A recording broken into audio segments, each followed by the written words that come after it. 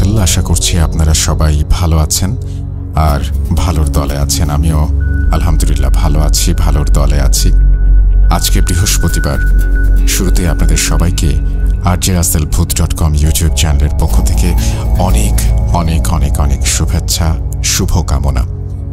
আমরা শুরু করব আজকের যে ঘটনাটি, সেটি আমাদেরকে পাঠিয়েছেন আপনাদের অত্যন্ত পরিচিত এবং আপনাদের কাছে অত্যন্ত জনপ্রিয় একজন স্টোরি টেলার সুকান্ত মাইতি। সুতরাং প্রথম থেকে শেষ পর্যন্ত আমাদের এই ঘটনাটি শুনবেন বলে আমাদের বিশ্বাস। যদি ভালো লাগে অবশ্যই আমাদেরকে জানাবেন এবং কমেন্ট করতে ভুলবেন না। জানিয়ে দেবেন যে কেমন লাগলো আমাদের এই স্টোরি, এবং আপনাদের কমেন্টের অপেক্ষায় থাকলাম। যেভাবে লেখা আছে আমি সেভাবেই শুরু করছি। আসসালামু আলাইকুম রাসেল ভাই, জানি আল্লাহর রহমতে আপনি সর্বদাই ভালোর দলে থাকেন। রাব্বি ভাই সহ ভূত.com-এর সমগ্র টিমের প্রতি সেলাম, স্নেহ ও ভালোবাসা জানাই। জানি তারাও আল্লাহর রহমতে সুস্থ আছেন। যে সমস্ত নিষ্পাপ প্রাণ অকালে ঝরে গেল, তার খেসারত কেউ কোনোদিন পূরণ করতে পারবে না। আমি সেই ছাত্র সমাজের প্রতি সমবেদনা জানিয়ে এবং যারা প্রাণ দিলেন তাদের আত্মার শান্তি কামনা করে আজ আবারও হাজির হলাম একটি লোমহর্ষক ঘটনা নিয়ে। ঘটনাটি কলকাতা থেকে ভূত.com-এর একজন একনিষ্ঠ শ্রোতা পাঠিয়েছেন, কিন্তু ব্যক্তিগত কারণবশত তিনি তার নাম প্রকাশে অনিচ্ছুক। ভুল ত্রুটি ক্ষমা সুন্দর দৃষ্টিতে দেখার অনুরোধ রইল। চলুন ঘটনায় যাওয়া যাক। কলকাতা, যাকে তিলোত্তমাও বলে, আবার কেউ কেউ বলে সিটি অফ জয়। কিন্তু এই কলকাতার আনাচে কানাচে বহুল প্রচলিত অলৌকিক ঘটনা লুকিয়ে আছে। তার বেশ কিছুই আমরা অনেকেই জানি। বিশেষ করে যারা কলকাতা থেকে শুনছেন তারা হাওড়া ব্রিজ সম্পর্কে জানবেন বা দেখেননি সেটা হতে পারে না। তবে শুধু অতি আশ্চর্য সুন্দর না, রাতের গহীনে হাওড়া ব্রিজের আনাচে কানাচে যে সমস্ত অলৌকিক রহস্য লুকিয়ে আছে, সেটা যে সবসময় লোকসম্মুখে আসে তা কিন্তু নয়।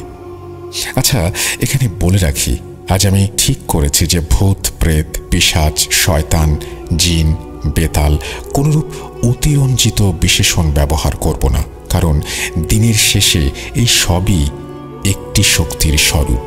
হতে পারে তার নেগেটিভ শক্তি, হতে পারে তার লোকচক্ষুর আড়ালে থাকে। তাই আজকে আমি ঘটনার মধ্যে অপশক্তি রূপে অভিহিত করব।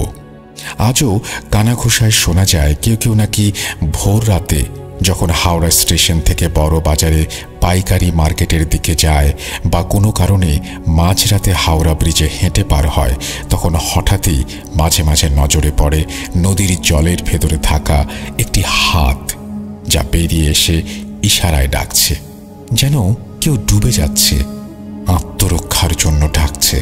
আবার কখনো কখনো ব্রিজের নিচের দিকে অন্ধকার অংশে একটি অস্পষ্ট ছায়ামূর্তি নাকি আর্তনাদ করে ওঠে।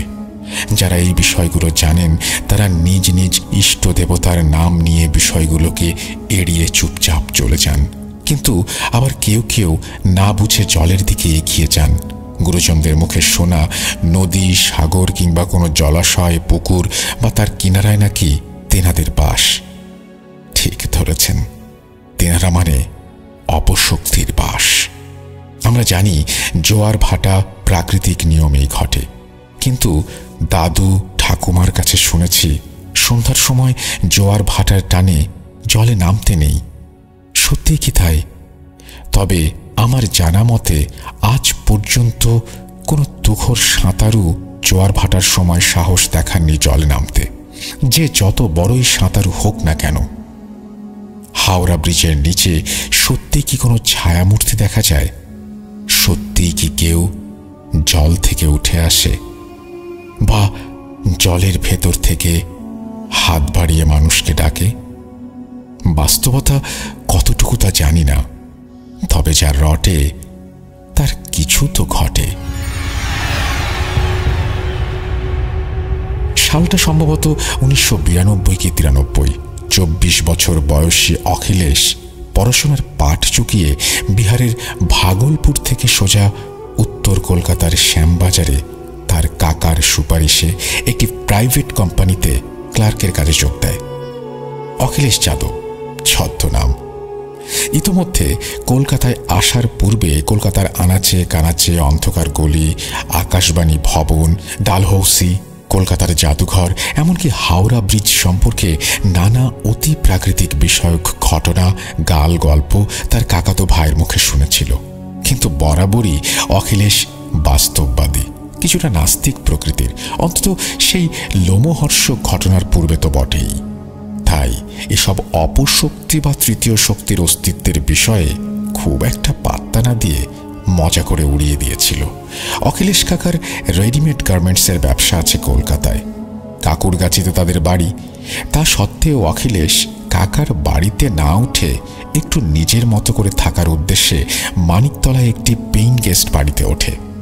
এতে কাকার আপত্তি থাকলেও স্বাধীন চেতা যুবক ছেলে একটু নিজের মতো করে থাকতে চায়, তাই কাকা তাতে সম্মতি দেন।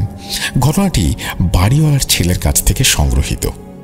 দেখতে দেখতে 3 মাস কেটে যায়। অফিসে কলিগদের সাথে আলাপচারিতার পর্বও শেষ।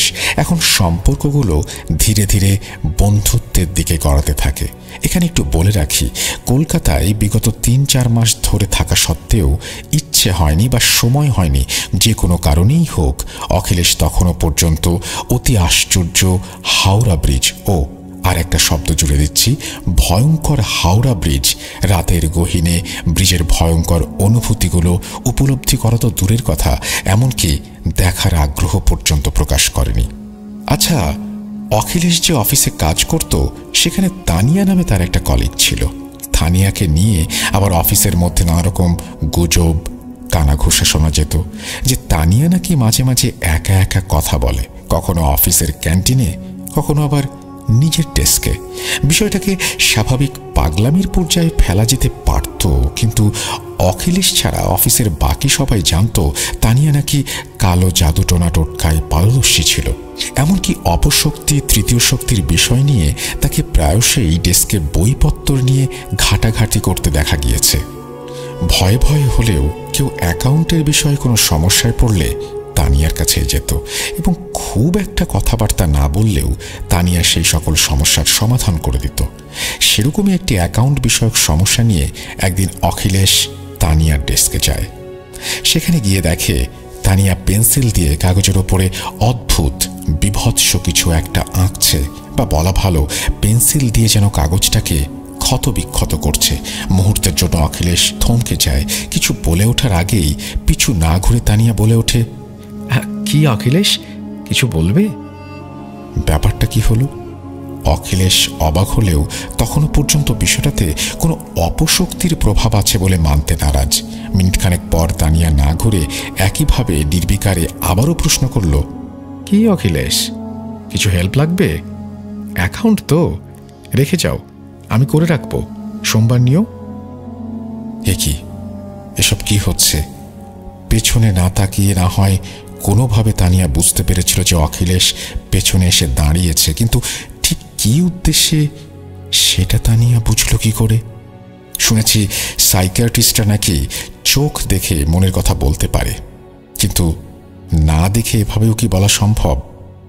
প্রশ্নগুলো অখিলেশের মাথার মধ্যে তালগোল পাকিয়ে দিচ্ছিল। এরই মধ্যে পেন্সিলের সাথে কাগজে ক্রমাগত ঘষায় সৃষ্ট কর্কশ শব্দ ও সেই ভয়ঙ্কর ছবি যেন অখিলেশের চিন্তা শক্তির টুঁটি ক্রমশ চেপে ধরছিল। অখিলেশ সেই শ্বাসরোধ পরিস্থিতি থেকে যেন এক প্রকার ছিটকে গিয়ে আচমকায় বলে উঠল, হ্যাঁ, আমার অ্যাকাউন্টের ফাইলটা একটু দেখে দেবে? আমি তো নতুন জয়েন করেছি, এটা পুরনো ফাইল, তাই হিসেব বুঝে উঠতে পারছি না, তুমি একটু দেবে প্লিজ। তানিয়া না ঘুরে একইভাবে বলে ওঠে, ঠিক আছে, এখন তো অফিস টাইম শেষ হয়ে এসেছে, ফাইলটা রেখে যাও, বাড়ি গিয়ে ঠিক করে রাখবো, সোমবার নিয়ক্ষণ, ঠিক আছে? অখিলেশ তখনও অদ্ভুতভাবে যেন সম্মোহনের মতো বিভৎস ছবিটা দেখে যাচ্ছিল। মিনিট 2 পর তানিয়া আবারও না ঘুরে বলে উঠল, কি আরো কিছু বলবে? অখিলেশ এবারে ভিমড়ি খেয়ে থতমত খেয়ে বলল, না না, আমি জাস্ট তোমার ওই উদ্ভট আর্টটা দেখছিলাম, এরকম একটা ছবি আঁকছো, কি ভয়ঙ্কর দেখতে। এবারে তানিয়ার গলার স্বর বদলে যায়। গম্ভীর স্বরে তানিয়া বলে ওঠে, এটা সাধারণ কোনো ছবি না। এখানে তৃতীয় শক্তিকে আহ্বান করা হচ্ছে কারোর জন্য। সেই মুহূর্তে আর কোনো কথা না বাড়িয়ে অখিলেশের চলে আসা উচিত ছিল, কিন্তু অদৃষ্টে বোধহয় অন্য কিছু লেখা। তাই দুর্ভাগ্যবশত না ফিরে গিয়ে সেদিন তানিয়ার পেছনে দাঁড়িয়ে থেকে অখিলেশ বড্ড ভুল করে কিছুই মানে না। অখিলেশের ওইভাবে হেসে ওঠাটা উচিত হয়নি, বড্ড ভুল করে ফেলেছে। এবার তানিয়া ধীরে ধীরে ঘাড় ঘোরায়। তানিয়া দেখতে মোটামুটি সুন্দর, বেঁটে খাটো মা লক্ষ্মীর মতো গোলগাল মুখ, বাম গালের আঁচিলটা যেন সুশ্রী মুখে চাঁদের কলঙ্ক। তবে সেই মুখের গোল গোল চোখের চাহনিতে সেদিন অখিলেশের বুকের রক্ত যেন শুকিয়ে গিয়েছিল।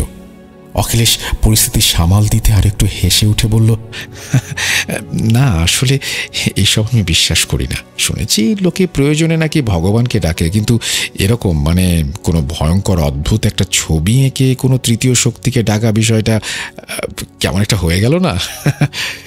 কাকে ডাকছো তুমি? এটা কি কোনো ধরনের ফাজলামি? তানিয়ার গলার স্বর বদলে যায়। রেগে কর্কশ কণ্ঠে বলে ওঠে, যতটুকু প্রয়োজন ততটুকুই বলা ভালো, এর বেশি বলা উচিত নয়। তোমার কাজ হয়ে গেছে না? এখানে দাঁড়িয়ে কি করছো? আর একটা বিষয়, কোথা থেকে এটাকে ভয়ানক দেখাচ্ছে তোমার কাছে? অখিলেশ আবারও কিছু বলতে যাবে, তার আগেই পেছন থেকে তাদের এক কলিগ রবিউল এসে হাত ধরে তাকে এক প্রকার সেখান থেকে টেনে নিয়ে যায়। বলে তার সঙ্গে কিছু দরকার আছে। আসলে অখিলেশ ছাড়া অফিসের সবাই জানতো তানিয়ার ব্যাপারটা, তাই কেউ ওকে খেপাতো না, যদি না আবার জাদু টোনা টোটকা করে দেয়। এখানে রবিউল অখিলেশকে নিয়ে ফিরে যাওয়ার সময় স্পষ্ট দেখেছিল তানিয়া যেন কটমট করে অখিলেশের দিকে তাকিয়ে বিভৎস ছবিটার ওপর কেমন যেন গোল গোল দাগ টানছে। অখিলেশ রবিউলের এই উদ্ভট আচরণে অবাক হয়ে জিজ্ঞেস করতে যাবে কিছু একটা, তার আগে রবিউল বলে ওঠে, জোর বাঁচা বেঁচে গেছো ভায়া, সময় থাকতে তোমাকে ওখান থেকে নিয়ে চলে এসেছি, এই তোমার ভাগ্য। তোমার কি মাথা খারাপ হয়ে গেছে নাকি? ও যা করছে করুক, তাতে তোমার কি? তুমি জানো তানিয়ার জাদু টোনা টোটকা জানে, ভূত প্রেত তৃতীয় শক্তি জিন পিশাচ নিয়ে ওর ওঠা বসা। তুমি আজ যা দেখেছ আমরা 2 বছর ধরে দেখে আসছি, আমরা কেউ তাকে খেপাই না। একবার তো আমাদের এক কলিগের সঙ্গে তানিয়ার কথা কাটাকাটি হয়, তানিয়া শুধু কটমট করে তার দিকে তাকিয়ে বলেছিল, ঠিক আছে সাবধানে বাড়ি যাস। সেদিনই বেচারা অ্যাক্সিডেন্ট করে। বলতে পারো এটা কাকতালীয়, কিন্তু সেই কলিগ পরবর্তীতে বলে যে কোনো একটা কালো ধোঁয়ার ন্যায় অবয়ব নাকি তাকে গাড়ির সামনে ঠেলে দিয়েছিল। জানি না এর মধ্যে কতটা সত্যতা লুকিয়ে আছে, তবে তারপর থেকে তানিয়াকে এড়িয়েই চলি। তুমি এড়িয়ে চলো ভায়া, এটাই তোমার জন্য মঙ্গল হবে।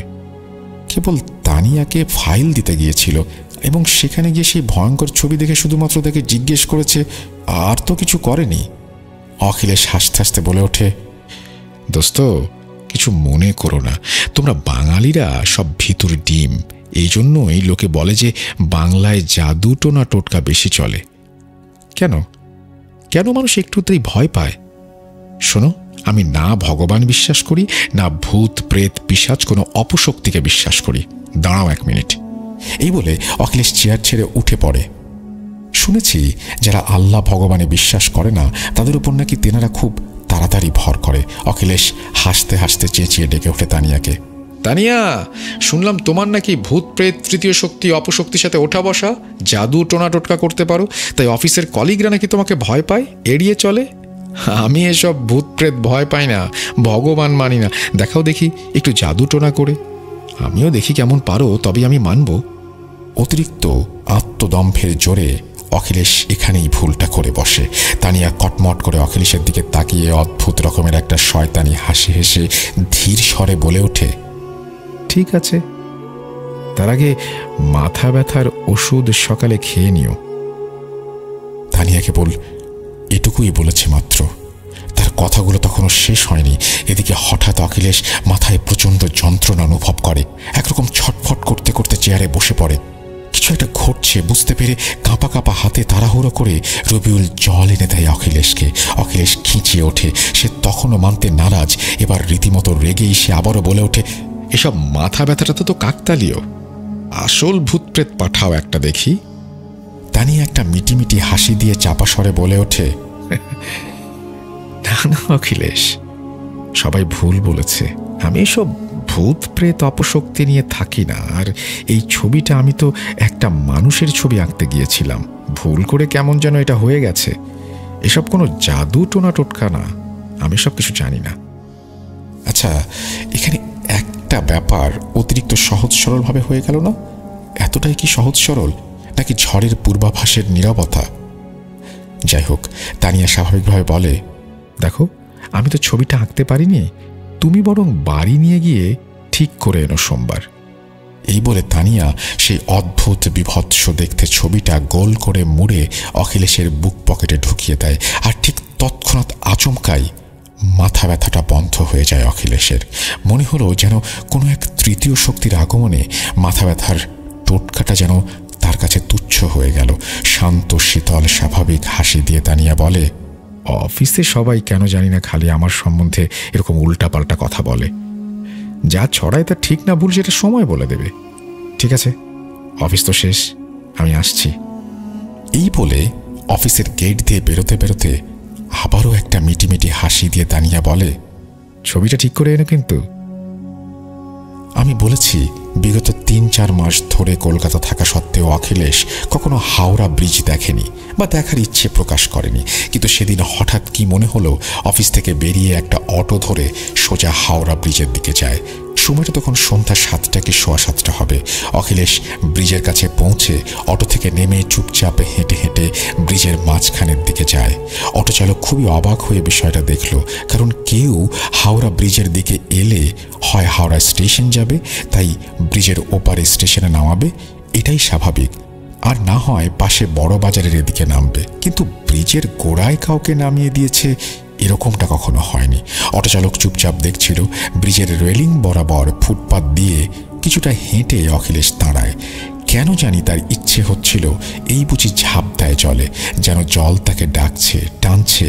ব্রিজের নিচটায় বেশ অন্ধকার, ফুল মার্কেটের আবর্জনা ঝোপের মতো হয়ে আছে। অদূরে এই শ্মশানঘাট, এমনিতেই সন্ধ্যার পর ব্রিজের নিচের দিকটায় খুব একটা কেউ যায় না। অখিলেশ অটোর ভাড়া কিন্তু মিটিয়ে দিয়েছিল, তবু অটোচালক কেন যেন অদ্ভুতভাবে বিষয়টি দেখছিল দাঁড়িয়ে দাঁড়িয়ে। এরকম তো হতেই পারে, ডিপ্রেশন বা অন্য কোনো কারণে হুট করে ব্রিজে গিয়ে ঝাঁপ দিয়ে আত্মহত্যা করতে চায়। এর আগে এরকম বহু ঘটনা ঘটেছে হাওড়া ব্রিজে। সেরকম যদি কিছু একটা ঘটিয়ে বসে এই লোকটা। অখিলেশকে কিন্তু অটোচালক চেনে, প্রায়ই তাকে মানিকতলায় তার পেইং গেস্টের সামনে নামিয়ে দিয়ে আসতে হতো। অখিলেশের আজ অফিসের পর মনে হলো হাওড়া ব্রিজ দেখবে, তাই এখানে নিয়ে আসা। কিন্তু এখন সে যে ধরনের আচরণ করছে তাতে ব্যাপারটা বেশ গোল মেরে যাচ্ছে। মিনিট 10 ব্রিজের রেলিং ধরে জলের দিকে ঝুঁকে দাঁড়িয়ে অদ্ভুতভাবে কিছু একটা দেখছিল অখিলেশ। খানিক বাদে আবারও ফিরে আসে। এমন একটা ভাব দেখাচ্ছিল যেন অটোচালককে দেখতে পাচ্ছে না।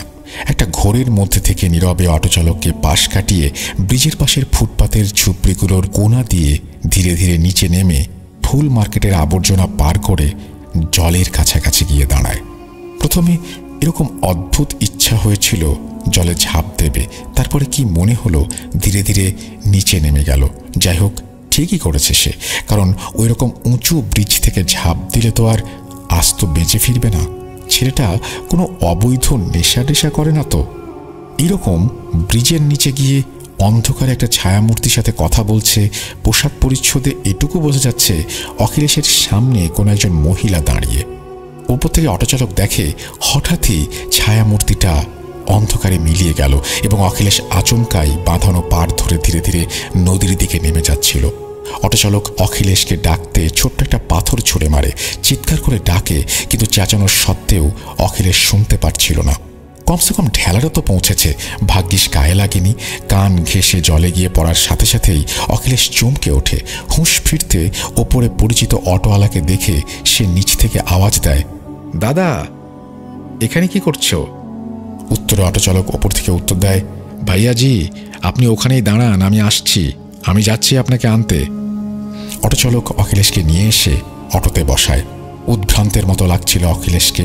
সে আচমকায় অটোচালককে প্রশ্ন করে, দাদা, আমাকে এখানে কেন নিয়ে এসেছিলেন? আপনি তো জানেন আমি কোথায় থাকি। ভাইয়াজি, আপনি তো বললেন যে হাওড়া ব্রিজের ওখানে যাবেন, আমি কেন শুধু শুধু আপনাকে নিয়ে আসতে যাব? আমি তো জানি আপনি মানিকতলায় থাকেন, প্রায়ই তো আপনাকে নিয়ে যাই ওখানে। ভাবলাম কলকাতায় নতুন, এর আগে হয়তো হাওড়া ব্রিজ দেখেননি, আজ হয়তো হাওড়া ব্রিজ দেখার ইচ্ছে হয়েছে, তাই আর কিছু বলিনি। তা আপনি নিচে কি করছিলেন? অটোচালক বলে ওঠে। অখিলেশ তবুও মানতে নারাজ। গো মেরে কিছুক্ষণ বসে থাকার পর হঠাৎই যেন একটা ঘোর থেকে বেরিয়ে আসলো। আমি তো এসেছিলাম সম্মানী দিতে, তেনার ডাক এসেছিল। অটোচালক এবার চমকে ওঠে। কি বলছেন? কার ডাক এসেছিল? তেনার মানে? আপনাকে নদীর কাছে ভর সন্ধ্যায় কে ডাকবে? আপনি আপনি ঠিক আছেন তো? অখিলেশ ধীর স্বরে ঘর ঘর করতে করতে বলে, আমাকে কেউ পাঠিয়েছে সম্মানী দিতে। অটোচালক কিছু একটা উপলব্ধি করতে পারছিল। আসলে কলকাতার বাসিন্দারা হাওড়া ব্রিজ সম্পর্কে অবগত ছিল। নদীর জলের থেকে চিৎকার, নিমতলা শ্মশানের দিক থেকে গভীর আর্তনাদ। এলাকাটা খুব একটা ভালো নয়। অটোচালক লুকিং মিরর দিয়ে লক্ষ্য করছিল অখিলেশ কেমন একটা হাঁসফাঁস করছে। অটোচালক অখিলেশের অবস্থা দেখে জিজ্ঞেস করে, আপনি ঠিক আছেন তো ভাইয়াজি? আপনি এর আগে কখনো নদীর কাছে এসেছিলেন নাকি এই প্রথমবার? যাই হোক, জোর বাঁচা বেঁচে গেছেন। আবারও হয়তো ডাক আসতে পারে, আর যদি কেউ পাঠিয়েছে তাহলে অবশ্যই ডাক আসবে। চেষ্টা করবেন আর কখনোই নদীর জলের কাছে যেন না যান। অখিলেশ একটু অবাক হয়। আরে কি বলছে সব যাতা? কেউ প্রথমবার ডেকেছিল, আমি নদীর কাছে গিয়েছিলাম, আবার ডাক আসবে, কি সব আবোল তাবোল। অখিলেশ একটু রেগেই প্রশ্নগুলো করে। অটোচালক অখিলেশের কথায় না রেগেই বলে ওঠে, আসলে এই ধরনের ডাক দ্বিতীয়বার এলে এবং কেউ যদি সেই ডাকে সাড়া দেয় এবং নদীর কাছে আসে, ফিরে আসাটা অসম্ভব। আপনি একটু সাবধানে থাকবেন। আর বলেও, দাদা আমাকে একবার হাওড়া ব্রিজের ওখানে নিয়ে চলো। অটোচালক একটু অবাক হয়, তারপর ভাবে হয়তো কিছু পড়ে গেছে বা ভুলে গেছে, তাই আবার কথা না বাড়িয়ে অখিলেশকে নিয়ে যায় সেখানে। আচ্ছা, একটু আগেই তো অটোচালক নিজেই বলেছিল যে তেনাদের ডাক বা অপশক্তির ডাক দ্বিতীয়বার আসলেই বিপজ্জনক হয়ে ওঠে। দুর্ভাগ্যবশত সেই দ্বিতীয়বারের ডাক বোধহয় এসে গেছে। অটোচালক দেখে ব্রিজের নিচে জঞ্জালের পাশে গিয়ে অখিলেশ বসে পড়ে। অখিলেশের ওই রকম অদ্ভুতভাবে নদীর পাড়ে জঞ্জালের কাছে অন্ধকারে বসে পড়াতে তার বুঝতে বাকি ছিল না কি হচ্ছে। নিশ্চয়ই কোনো অপশক্তি জল থেকে উঠে এসেছে এবং খেলা যা হবার হয়ে গেছে। নির্ঘাত কেউ এই অপশক্তিকে পাঠিয়েছে। অপদেবতা বা অশরীরী অপশক্তিদের ঘর যে নদী, তা তো আগেই বলেছি। অটোচালক কি করবে কিছুই বুঝে উঠতে পারছিল না। ঠিক সেই সময় আরেকটি অটো পাশ দিয়ে যাচ্ছিল। ওই রকম উদ্ভটভাবে দাঁড়িয়ে নিচের দিকে তাকাতে দেখে অটো থামিয়ে দ্বিতীয় অটোচালক এসে জিজ্ঞেস করে, কি হয়েছে? প্রথম অটোচালক তাকে সমস্ত বিষয় বুঝিয়ে বলে। বিস্ময়ে বলে ওঠে, কোনো প্রেত বা অপশক্তির ছায়া ছেলেটির ওপর পড়েছে। আপনি তো জানেন জলের পাশে জঞ্জাল, এরকম ঝোপঝাড়ের কাছেই তো তেনাদের বাস, পাশেই তো নিমতলা শ্মশান। এরপর তারা দুজনে ধরাধরি করে অখিলেশকে অটোতে নিয়ে এসে বসানোর পর আর দেরি না করে অটোচালক তাকে মানিকতলায় সোজা তার বাড়িতে পৌঁছে দেয়। অখিলেশকে নামাতে গিয়ে অটোচালক দেখে একজন মেয়ে সেখানে দাঁড়িয়ে কেমন একটা বিস্ময়ের বা কৌতূহলের দৃষ্টিতে অটোর দিকে তাকিয়ে আছে। কিছু বলে ওঠার আগেই মেয়েটি নিজেই এগিয়ে আসে। দাদা কি হয়েছে? দাদা কখন থেকে শরীর খারাপ? বলে অখিলেশকে ধরে নামায়। অখিলেশের তন্দ্রা তখনও কাটেনি। অটোচালক একটু অবাক হয়, ভাবল হয়তো অখিলেশের পরিচিত কেউ হবে। যদিও আজ পর্যন্ত সে অখিলেশকে যতবারই বাসায় নামিয়েছে, কোনোদিন এই মেয়েটিকে দেখেছে বলে তো মনে হয় না। কেমন একটু সন্দেহজনক লাগছিল ব্যাপারটা। তাই অটোচালক গলি ছাড়িয়ে একটু আড়ালে গিয়ে অটো থামিয়ে বিষয়টা একটু উঁকি দিয়ে দেখতে চায় এবং পেছন ঘুরে দেখতে এসে চমকে ওঠে। দেখে মেয়েটি অখিলেশকে রাস্তার ওপর বসিয়ে তার পকেট থেকে একটি কাগজ বের করে, মাথার ওপর 3 বার গোল গোল করে ঘুরিয়ে উল্টো দিকের পথ ধরে হাঁটতে শুরু করে।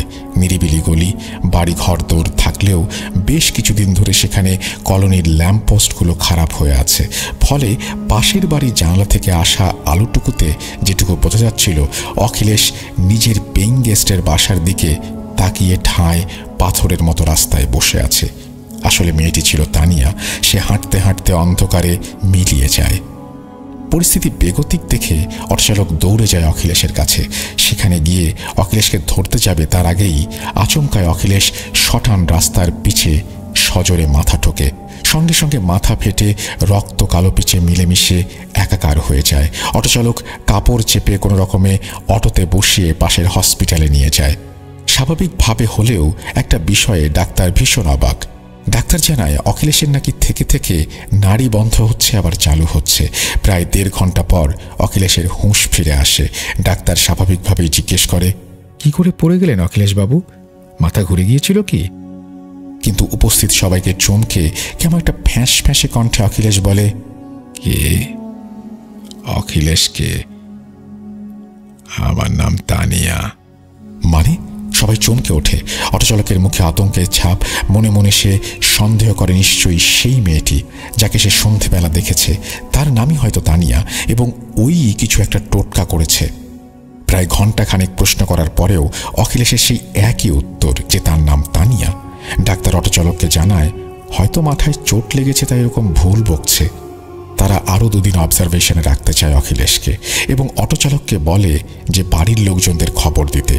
পেইং গেস্ট অফিস চিনলেও অখিলেশের কাকার বাড়ি অটোচালক চিনত না। এদিকে পেইং গেস্টের বাসায় এসে দেখে বাসা পুরো খালি, বাড়িওয়ালা ওখানে থাকে না। পরদিন শনিবার, অফিস খোলা থাকবে কিনা কে জানে। কাল যদি না থাকে তাহলে সোমবার পর্যন্ত অপেক্ষা করতে হবে। অটোচালক পরদিন অফিসে গেলে দেখে অফিস বন্ধ। অগত্যা কি আর করা যায়। সোমবার অফিস খোলা মাত্রই অটোচালক সেখানে যায়। রবিউলও ঠিক সেই মুহূর্তে অফিসে ঢুকছিল। অটোচালকের মুখে অখিলেশের কথা শুনে চমকে ওঠে। তার চেয়েও বড় ধাক্কাটা খায় তানিয়ার নাম শুনে। রবিউল বুঝতে পারে খেলা যা হবার হয়ে গেছে। তারা দ্রুত হাসপাতালে যায়। রবিউল ডাক্তারকে বলে যে সে অখিলেশের বন্ধু, সমস্যা নেই, সে অখিলেশকে ডিসচার্জ করে নিয়ে যাবে। ডাক্তার শুনে হাসি মুখে বলে, তারা দরকার হবে না, অখিলেশবাবুর বোন এসেছিল, তিনিই সব বিল ক্লিয়ার করে অখিলেশবাবুকে ডিসচার্জ করে নিয়ে গেছেন। এই তো মিনিট 10-15 হলো। কি বলছেন? তার বোন নিয়ে গেছে মানে? আচ্ছা ডাক্তারবাবু, একটু বলবেন মেয়েটি কি একটু বেঁটে খাটো, গোল গোল মুখ, বাম গালে ছোট্ট একটা আঁচিল আছে? রবিউলের প্রশ্নে আবারও ডাক্তারবাবু সহাস্যে সম্মতি জানান। বেশি দেরি হয়নি। রবিউল ও অটোচালক এক প্রকার দৌড়ে হাসপাতাল থেকে বেরিয়ে আসে। হাসপাতাল থেকে বেরিয়ে বাঁদিকে একটি নিরিবিলি কাঁচা পাকা রাস্তা সোজা নদীর ঘাটের দিকে চলে গেছে। হঠাৎই তাদের নজর যায় সেই গলির ভেতর। দেখে অখিলেশ অজ্ঞান অবস্থায় পড়ে আছে। কাছে গিয়ে অখিলেশকে তুলতে যাবে, দেখে ডান হাতের 2 আঙুল কাটা। মনে হচ্ছে কেউ চিবিয়ে ছিঁড়ে নিয়ে গেছে। ধরাধরি করে তারা আবারও অখিলেশকে হাসপাতালে নিয়ে আসে। ডাক্তার পরীক্ষা করে দেখে ভীষণ অবাক হয়ে বলেন, অখিলেশবাবুর আঙুলগুলো কোনো কুকুর কামড়ে ছিঁড়েছে এমন তো মনে হচ্ছে না। দাঁতের যা দাগ তা দেখে মনে হচ্ছে বড় কোনো জন্তু কেটেছে। কিন্তু এই শহরতলিতে কি এমন জন্তু ঘুরে বেড়াচ্ছে যা মানুষের চোখে পড়েনি? আচ্ছা, এই অখিলেশবাবুর বোন কোথায়? বোনের ব্যাপারটা নানা কথার মাঝে এড়িয়ে রবিউল ডাক্তারকে বলে, কে জানে ডাক্তারবাবু কোন জন্তুতে কেটেছে। বাকি অনুমানটা রবিউল চেপে যায়। হয়তো সে জানত কে এই ঘটনা ঘটিয়েছে। পরবর্তীতে রবিউল বাড়িওয়ালাকে খবর দেয়, তবে অখিলেশ আর পেইং গেস্টের ওখানে ওঠেনি। বাড়িওয়ালা, রবিউল, অটোচালক সবাই মিলে তাকে তার কাকার বাড়ি রেখে আসে। অখিলেশ মাঝে মাঝেই পাগলামি করত, সুযোগ খুঁজত হাওড়া ব্রিজে যাবার জন্য, নদীর কাছে যাবার জন্য। হয়তো তার বাবা মায়ের পুণ্যের ফল কিনা জানি না, অখিলেশ 6 মাসের মধ্যে সুস্থ হয়ে ওঠে। কিন্তু এত কিছুর পরেও অখিলেশ ভগবানকে বিশ্বাস করেনি। ভূত, প্রেত, অপশক্তি, তৃতীয় শক্তিকে সে এখন ভীষণ ভয় পায়। নদী, নালা, জলসায় এড়িয়ে চলে। অখিলেশ কাজটা ছেড়ে দেয় এবং পাটনায় একটি জব নিয়ে সেখানে সেটেল করে। আজও মাঝে মধ্যে কলকাতায় এলে বাড়িওয়ালা, রবিউল এবং সেই অটো চালকের সাথে দেখা করে, কিন্তু হাওড়া ব্রিজে যাওয়া তো দূরের কথা, তার নাম মুখে আনতে চায় না। সেই ঘটনার পর থেকে তানিয়াকে আর অফিসে দেখা যায়নি। শোনা যায় পরবর্তীতে তানিয়া হাওড়া ব্রিজ থেকে ঝাঁপ দিয়ে আত্মহত্যা করেছে। তবে কানাঘুষায় লোক এও বলে আজও নাকি কেউ কেউ গভীর রাতে হাওড়া ব্রিজের ওপর কালো শাড়ি পরা একটি বেঁটে খাঁটো গোলগাল মুখওয়ালা মেয়েকে হেঁটে যেতে দেখে, যার বাম গালের আঁচিলটা রাতে ব্রিজের আলোতে স্পষ্ট দেখা যায়। এ কেবলই কাকতালীয়, নাকি এর মধ্যে কোনো সত্যতা লুকিয়ে আছে জানি না। বিশ্বাস করা বা না করাটা শ্রোতা বন্ধুদের ব্যক্তিগত ব্যাপার। ইনশাল্লাহ আবারও দেখা হবে কোনো এপিসোডে। ততদিন পর্যন্ত ভালো থাকবেন, সুস্থ থাকবেন, ভূত.com শুনতে থাকবেন। তবে যাবার আগে একটা কথা বলে যাই, যদি সাহস থাকে বা মনে কৌতূহল জাগে, তাহলে গভীর রাতে হাওড়া ব্রিজের নিচে ফুল মার্কেটের জঞ্জালের কাছে অন্ধকারে নদীর পাড় থেকে একবার ঘুরে আসুন। কিছু ঘটলে বা দেখলে কিন্তু কর্তৃপক্ষ দায়ী নয়। আল্লাহ হাফেজ। এই বলে সুকান্ত মাইতি তার ঘটনা শেষ করেছেন। Thank you very much. আরও একবার চমৎকার একটা ঘটনা উপহার দিলেন সুকান্ত মাইতি আমাদের। আশা করছি এই ঘটনা আপনাদের সবার ভালো লেগেছে। যদি ভালো লাগে অবশ্যই আমাদের জানাবেন, যদি ভালো না লাগে সেটাও আমাদের জানাবেন। ভালো লাগলে কমেন্ট করতে ভুলবেন না, থামস আপ দিতে ভুলবেন না। আর আরেকটা কথা, সেটা হচ্ছে যে আমরা রেগুলার চেষ্টা করছি আপনাদের দারুণ দারুণ সব ঘটনা উপহার দিতে। আশা করছি আমাদের ঘটনা আপনাদের ভালো লাগছে। যদি ভালো লাগে অবশ্যই আমাদের জানাবেন, যদি ভালো না লাগে সেটাও আমাদের জানাবেন। আর আমরা এই ঘটনার পরবর্তীতেই আরও একটি ঘটনা আজকে আপনাদের শোনাবো। এই ঘটনাটি হয়তো অনেকে শুনেছেন, হয়তো অনেকে শোনেননি, হয়তো অনেকে আরও একবার শুনতে চান। দেরি না করে চলে যাচ্ছি পরবর্তী ঘটনায়। তার আগে আমি বিদায় নিচ্ছি। আল্লাহ হাফেজ।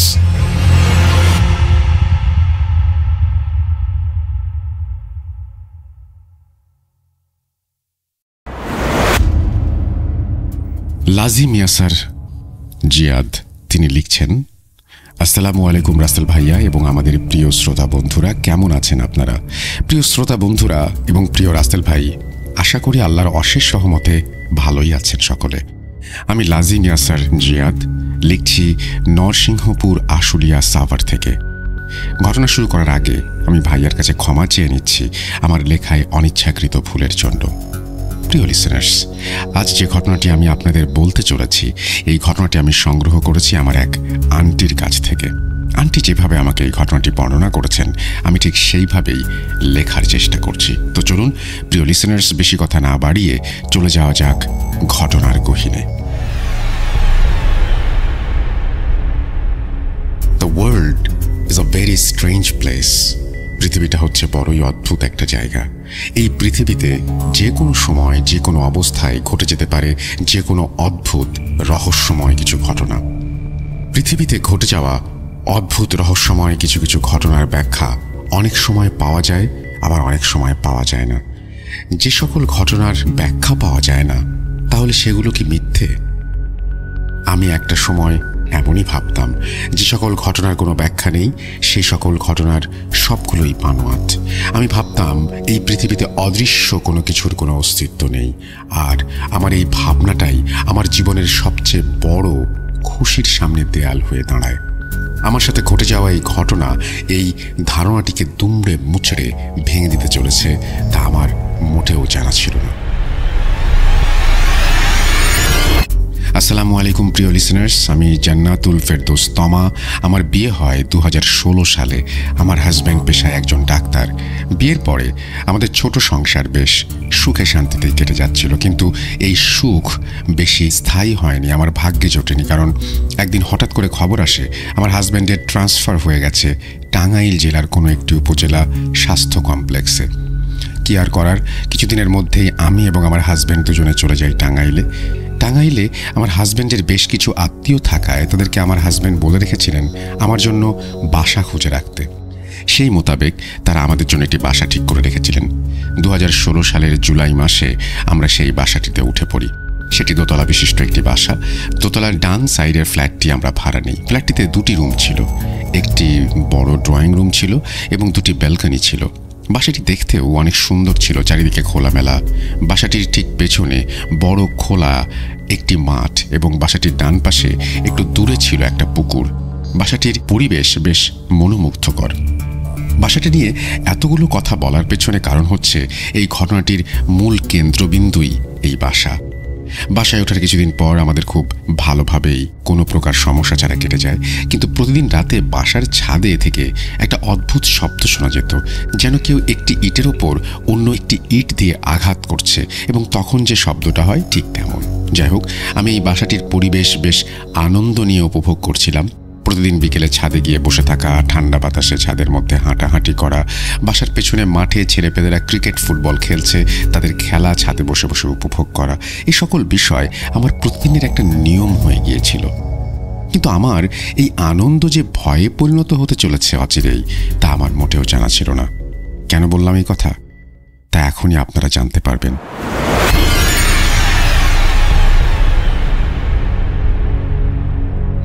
আমার শরীরটা সেদিন খুব একটা ভালো ছিল না, হালকা ঠান্ডা লেগেছিল আমার, যার ফলে দুপুরে আমি মেডিসিন খেয়ে ঘুমিয়ে পড়ি। এজন্য আমি বিকেলবেলা আর ছাদে যেতে পারিনি।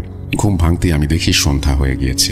ঘুম থেকে উঠে ফ্রেশ হয়ে আমি ছাদে যাবার জন্য বাসা থেকে বের হই, কারণ ছাদে আমাদের অনেকগুলো কাপড় ছিল, যে কাপড়গুলো সকালে শুকাতে দিয়েছিলাম। যাই হোক, ছাদের গেট দিয়ে আমি ছাদে যখন প্রবেশ করি, এমন সময় কানে অদ্ভুত একটা শব্দ আসে। আমি শুনতে পাই কোনো কিছু দুমড়ে মুচড়ে ভেঙে ফেললে যেমন শব্দ হয়, ঠিক তেমনি একটি শব্দ। এই শব্দের উৎস কোথায় সেটা খোঁজার জন্য যখনই আমি ছাদের বাম দিকে তাকাই, আমি ভয়ানক এক দৃশ্য দেখতে পাই। আমি দেখি পাশাপাশি একটি কলা গাছ এবং আরেকটি আতা গাছ দুটো ভয়ঙ্করভাবে কাঁপছে এবং সেখান থেকে এমন শব্দ শোনা যাচ্ছে। আমি গাছগুলো থেকে এগিয়ে যাই এটা দেখার জন্য যে নিচে থেকে কে এই দুটো গাছগুলোকে এমনভাবে ঝাঁকাচ্ছে। এরপর আমি ছাদের ওপর থেকে গাছগুলোর দিকে তাকাই, যা দেখতে পাই আমি তা দেখার জন্য মোটেও মানসিকভাবে প্রস্তুত ছিলাম না। আমি দেখি সেই গাছ দুটো সাপের মতো পেঁচিয়ে আছে এবং গাছের গোড়ায় আবছা একটা কালো ছায়ার মতো কিছু একটা দেখা যাচ্ছে। এসব দেখে আমি প্রচণ্ড ভয় পেয়ে যাই এবং আমি আর 1 সেকেন্ড দেরি না করে বাসায় চলে আসি।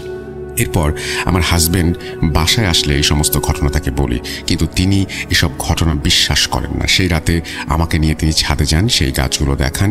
সেই গাছগুলো দেখে আমি বেশ অবাক হয়ে যাই, কারণ সেই গাছগুলো তখন একদম স্বাভাবিক ছিল। আর এমনিতেই আমি এই সকল বিষয়ে তেমন একটা বিশ্বাস করতাম না। মানুষজন যখন এই ধরনের অস্বাভাবিক ঘটনাগুলো বলতো, সব কিছুই আমার কাছে বানোয়াট মনে হতো। প্রিয় লিসেনার্স, কি ভাবছেন? আমি সেই দিন সন্ধ্যায় যা দেখেছিলাম সেগুলো কি আমার চোখের ভুল ছিল? আমিও আপনাদের মতো এমনটাই ভেবেছিলাম, কিন্তু এই ছোট একটি অস্বাভাবিক ঘটনা যে ভয়াবহ একটি আগাম সংকেত দিচ্ছে তা আমি মোটেও বুঝতে পারিনি। হ্যাঁ, একে একে আপনারা সব কিছুই জানতে পারবেন। একটু অপেক্ষা করুন এবং ধৈর্য ধরে শুনতে থাকুন সম্পূর্ণ ঘটনা। ওই ঘটনার পর কেটে যায় আরও 4 দিন। আমি সেই ঘটনাটি ভুলে যাই, কিন্তু ওই ঘটনার পর থেকে আমি ছাদে খুব কম যেতাম, কারণ ছাদে গেলেই আমার মনের মাঝে কেমন যেন অস্থিরতা কাজ করত। যাই হোক, একদিন সকালে হঠাৎ আমার বাসায় দরজায় নক। দরজা খুলতেই আমি দেখি পাশের ফ্ল্যাটের ভাবি দাঁড়িয়ে আছেন। আমি তাকে দেখে আমার বাসার ভেতরে আসতে বলি, কিন্তু তিনি আমাদের বাসার ভেতরে আসেন না।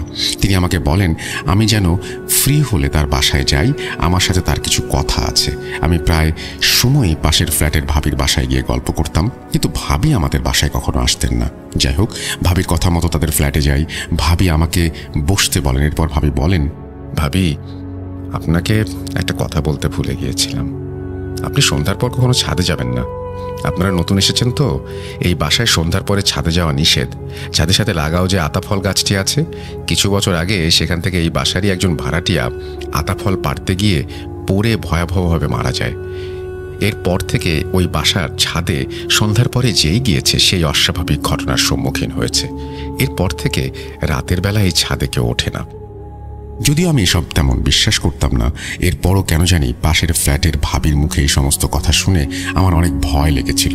এরপর কিছুদিন কেটে যায় স্বাভাবিকভাবেই, কিন্তু মাঝে মাঝে রাতে আমি যখন বাসায় একা থাকতাম, আমার হাজব্যান্ড যখন নাইট ডিউটিতে যেতেন, আমার গভীর রাতের দিকে মনে হতো আমি ছাড়া বাসার ভেতরে অন্য কারো উপস্থিতি আছে। আমি শুরুর দিকে ভেবেছিলাম এটা নিছক মনের ভুল, কিন্তু এক রাতে আমি বাসার ভেতরে যা দেখি সেটা আমাকে পুরো এলোমেলো করে দিয়েছিল।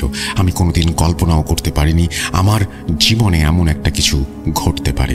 আমি আমার বেডরুমে শুয়ে শুয়ে বই পড়ছিলাম, এমন সময় হঠাৎ আমার ড্রয়িং রুম থেকে অদ্ভুত কিছু শব্দ আমার কানে ভেসে আসে। ঘোড়া দৌড়ালে যেমন হয় ঠিক তেমন আমি সাথে সাথে দৌড়ে ড্রয়িং রুমের দিকে যাই। ড্রয়িং রুমে গিয়ে দেখতে পাই, আমি জানি না এরকম দৃশ্য আর কোনো মানুষ তার জীবনে দেখেছে কিনা। ড্রয়িং রুমে প্রবেশ করতে আমি দেখি ভয়ানক আকৃতির ছাগলের একটা ভয়াবহ অবয়ব, সেটি ঠিক মানুষের মতো দাঁড়িয়ে আছে। সেই অবয়বটির মাথা ছাগলের মতো, পা দুটো ছাগলের মতো, কিন্তু সেই অবয়বটির হাত এবং মুখমণ্ডল ভয়ঙ্কর কোনো হিংস্র প্রাণীর মতো। সেই অবয়বটির হাত দুটিতে বড় বড় লম্বা নখ, মুখমণ্ডলের এক পাশে পুরো থ্যাঁতলানো। সেই জিনিসটির এক পাশের চোখ দিয়ে এক নাগাড়ে আমার দিকে তাকিয়ে আছে। আমি কি করব বুঝে উঠতে পারছিলাম না, আমার শরীর অবশ হয়ে যাচ্ছিল। এমন সময় হঠাৎই সেই অবয়বটি আমাকে উদ্দেশ্য করে ভয়ানক কণ্ঠে বলতে আসে আমি এখানে থাকতে এসেছি কিনা, আমি নাকি এখানে থাকতে পারবো না। সে আমাকে চলে যেতে বলে এবং সে বলে এই জায়গাটি অপবিত্র, এই জায়গায় আমি থাকি, এখানে কোনো আদম সন্তানের নাকি স্থান নেই, এখানে সে থাকে। এই বলে অবয়বটি একটি বিকট চিৎকার দিয়ে পাশের জানালা দিয়ে লাফ দিয়ে বের হয়ে গেল।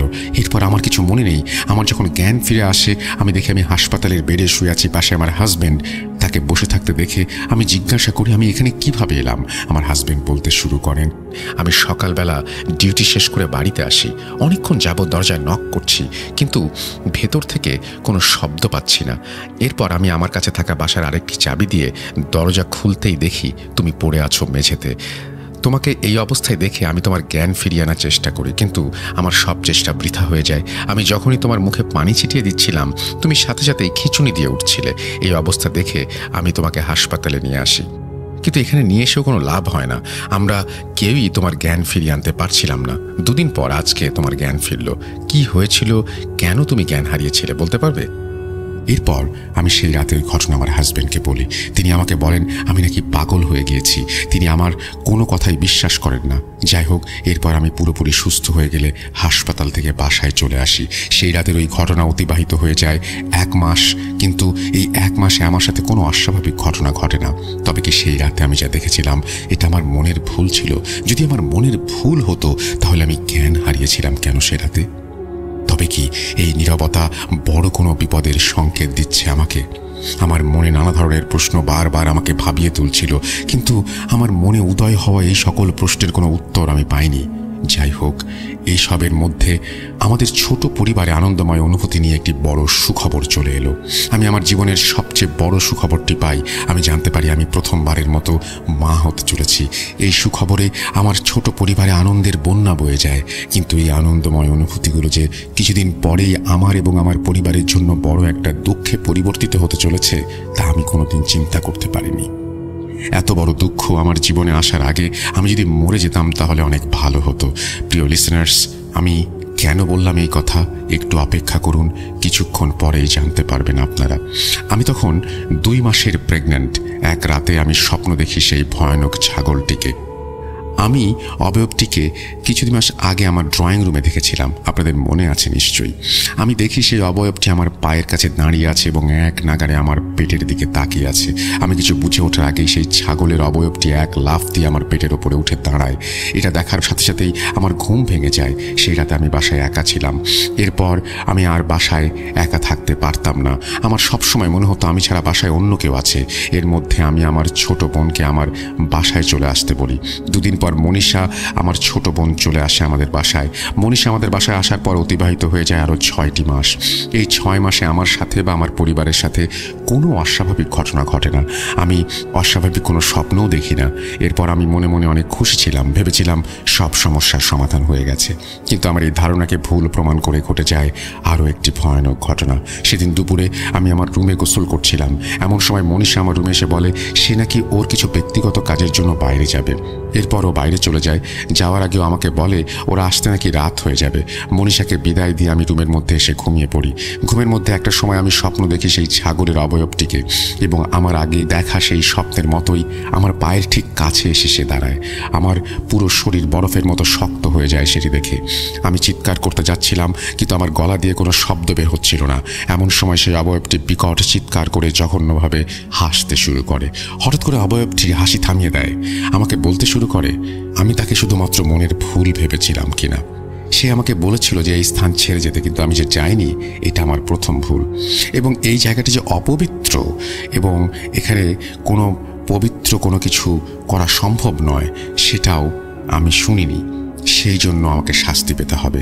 এই বলে সে অবয়বটি এক লাফে আমার খাটের ওপরে উঠে বসে এবং আমার পেটের ওপরে হাত দিয়ে ধারালো নখ দিয়ে আঘাত করতে শুরু করে। এক নিমিষে আমার চোখের সামনে আমার পেট ছিন্ন ভিন্ন হয়ে যায় সেই অবয়বটির ধারালো নখের আঁচড়ে। স্বপ্নের মধ্যে সব দেখে সাথে সাথে আমার ঘুম ভেঙে যায়। ঘুম ভেঙে যেতে আমি শুনতে পাই মাগরিবের নামাজের আজান হচ্ছে। এদিকে আমার পুরো শরীর ঘামে ভিজে গিয়েছে এবং আমার পুরো শরীরে যন্ত্রণা হচ্ছে।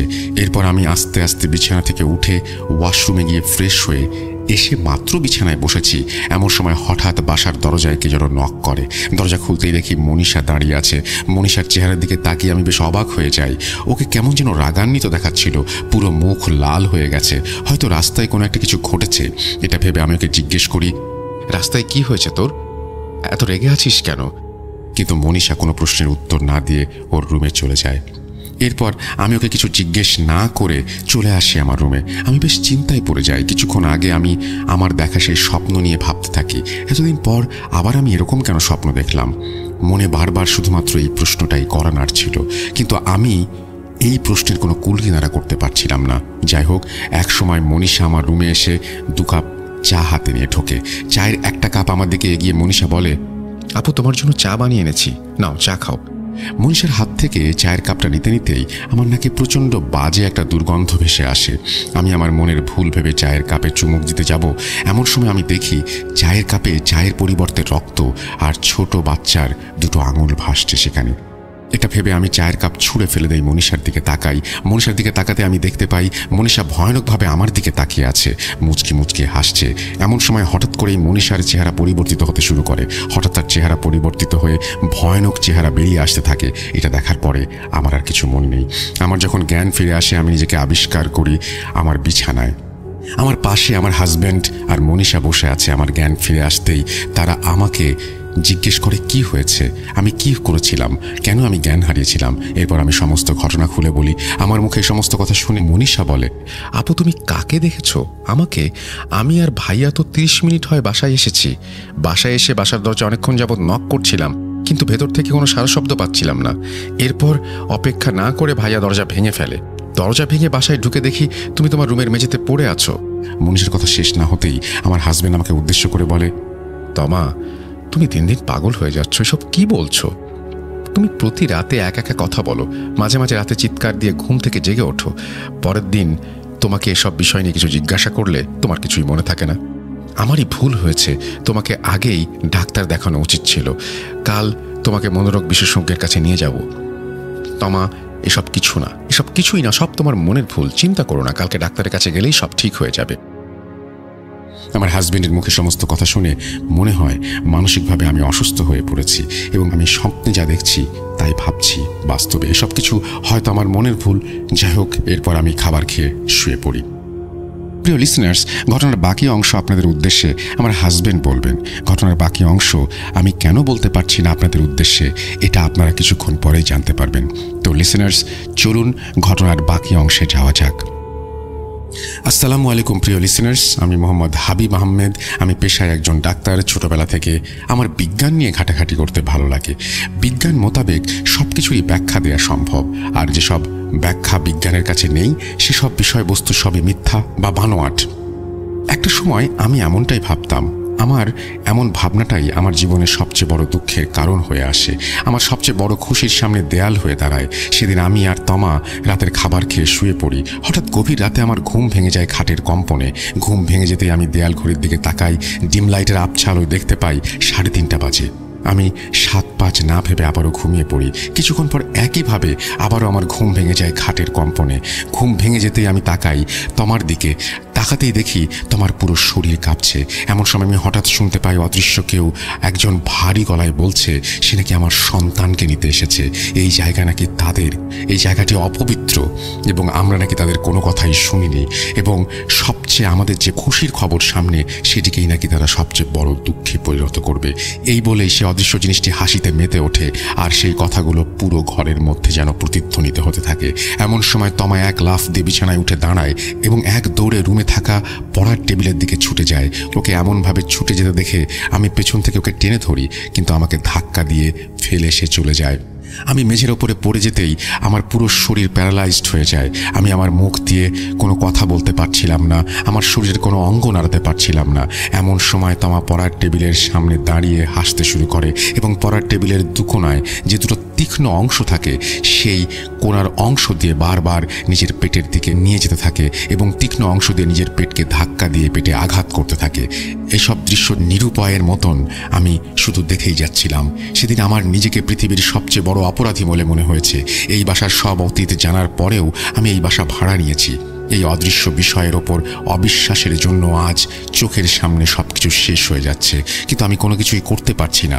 কেন আমি তমার এতদিনের কথা বিশ্বাস করলাম না? তমার কথা বিশ্বাস করলে আজ হয়তো আমাকে এমন দৃশ্য দেখতে হতো না। আজ আমার চোখের সামনে আমার স্ত্রী, আমার সন্তান মৃত্যুর কোলে ঢলে পড়ছে, আর আমি কিছুই করতে পারছি না। এমন সময় সেই টেবিলের তীক্ষ্ণ অংশের আঘাতে তমার পেট ফেটে যায়। তমার সাথে সাথে অজ্ঞান হয়ে মাটিতে পড়ে যায়। এমন সময় বাসার পাশের মসজিদ থেকে ফজরের আজান শোনা যায়। আজানের শব্দে সাথে সাথে আমার পুরো শরীর স্বাভাবিক হয়ে যায়। আমি যেন আমার স্ত্রী এবং সন্তানকে বাঁচানোর আশা খুঁজে পেতে শুরু করি। এরপর আমি তমাকে নিয়ে হাসপাতালে পাগলের মতো ছুটে যাই। সেদিন আমি তমাকে ঠিক আল্লাহ তাআলার অশেষ রহমতে বাঁচাতে পেরেছিলাম, কিন্তু সেদিন আমি আমার সন্তানকে বাঁচাতে পারিনি। টেবিলের কোণার তীক্ষ্ণ অংশের আঘাতে আমার সন্তানের মাথা পুরো থেতলে গিয়েছিল। পেটের ভেতরে সে মারা গিয়েছিল। কিছুদিন পর তমা সুস্থ হয়ে যায়। সেই বাসা আমরা ছেড়ে দিই। প্রিয় লিসেনার্স, আমি আমার সন্তানের মৃত্যুর জন্য দায়ী। আমি সব জেনে শুনে নিজের দুঃখ ডেকে এনেছিলাম। আমি জানতাম এই বাড়িতে কি হয়েছিল। হ্যাঁ প্রিয় লিসেনার্স, আপনারা ঠিকই শুনেছেন, আমি এই বাসার সব অতীত জানতাম। আমার এই অতি প্রাকৃত বিষয়ের ওপর অবিশ্বাস আজ আমাকে একটা বড় শাস্তি দিয়েছে। আমি যখন আমার আত্মীয়কে বাসা ভাড়া নেওয়ার জন্য খুঁজতে বলি, তখন সে আমাকে এই বাসার কেয়ারটেকারের নাম্বার দেয়। একদিন রাতে আমি তাকে কল করে এই বাসাটি ভাড়া নেওয়ার কথা বলি। বাসা ভাড়া নেওয়ার কথা বলতেই ওপাশ থেকে বলতে শুরু করে, স্যার, আপনি এই বাসাটা ভাড়া নিয়েন না। আমি জেনে শুনে কাউকে এই বিপদে ফেলতে পারবো না। আজ থেকে প্রায় 7 বছর আগে এই ফ্ল্যাটে একটা পরিবার থাকতেন। সেই পরিবারে মোট 7 জন সদস্য ছিল। কামাল সাহেব, তার স্ত্রী, তার 10 বছরের ছোট একটা মেয়ে। কামাল সাহেব পেশায় একজন ব্যবসায়ী ছিলেন। কামাল সাহেব খুব ভালো একজন লোক ছিলেন। প্রতি মাসে একদম ঠিক সময়ে ভাড়া দিতেন। ঠিক এমনি এক মাসের 20 তারিখ পেরিয়ে যায়, কিন্তু তিনি ভাড়া দেন না। যার ফলে আমি তার খোঁজ খবর করছিলাম। তার ফ্ল্যাটে গিয়ে আমি অনেকবার দরজায় নক করি, কিন্তু ভেতর থেকে কোনো শব্দ পাই না। একটা সময় আমি অন্য ফ্ল্যাটের লোকজনকে ডেকে কামাল সাহেবের ফ্ল্যাটের দরজা ভেঙে তাদের ফ্ল্যাটে প্রবেশ করি। ফ্ল্যাটে প্রবেশ করতে আমাদের সবার নাকে ভেসে আসে প্রচণ্ড বাজে একটি দুর্গন্ধ।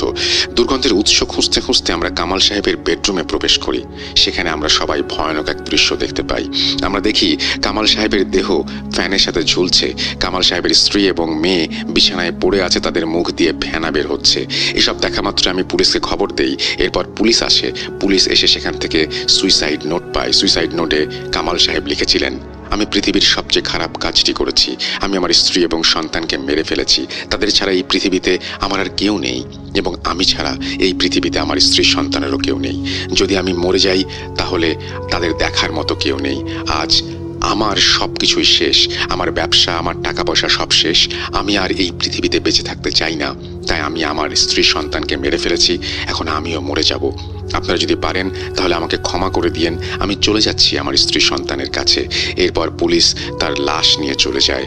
পরে আমি জানতে পেরেছিলাম লাশগুলো পুলিশ কামাল সাহেবের পরিবারের কাছে হস্তান্তর করেছিল। এই ঘটনার পর সেই ফ্ল্যাট 1 বছর পরিত্যক্ত ছিল। 1 বছর পরে এই ফ্ল্যাট আবার ভাড়া হয়, কিন্তু সেই নতুন ভাড়াটিয়া 10 দিন পরে এই ফ্ল্যাটটি ছেড়ে চলে যায়। তারা যাওয়ার আগে আমাকে বলে যায় এই ফ্ল্যাটটিতে নাকি একটা ভয়ানক জানোয়ার থাকে। এই ফ্ল্যাটটিতে কেউ নাকি থাকতে পারবে না। আমি সব জেনে শুনে তাদের কেন ফ্ল্যাট ভাড়া দিলাম। তাদের এই সমস্ত কথা শুনে আমি বাসার মালিককে সব জানাই। মালিকের পর আমাকে বলে কোনো ব্যাচেলার এই ফ্ল্যাটে ভাড়া নিতে চাইলে তাদের যেন এই ফ্ল্যাট ভাড়া না দিই। এই ঘটনার পর অতিবাহিত হয়ে যায় আরও 2 বছর। এই 2 বছর এই ফ্ল্যাটটি আর ভাড়া হয়নি।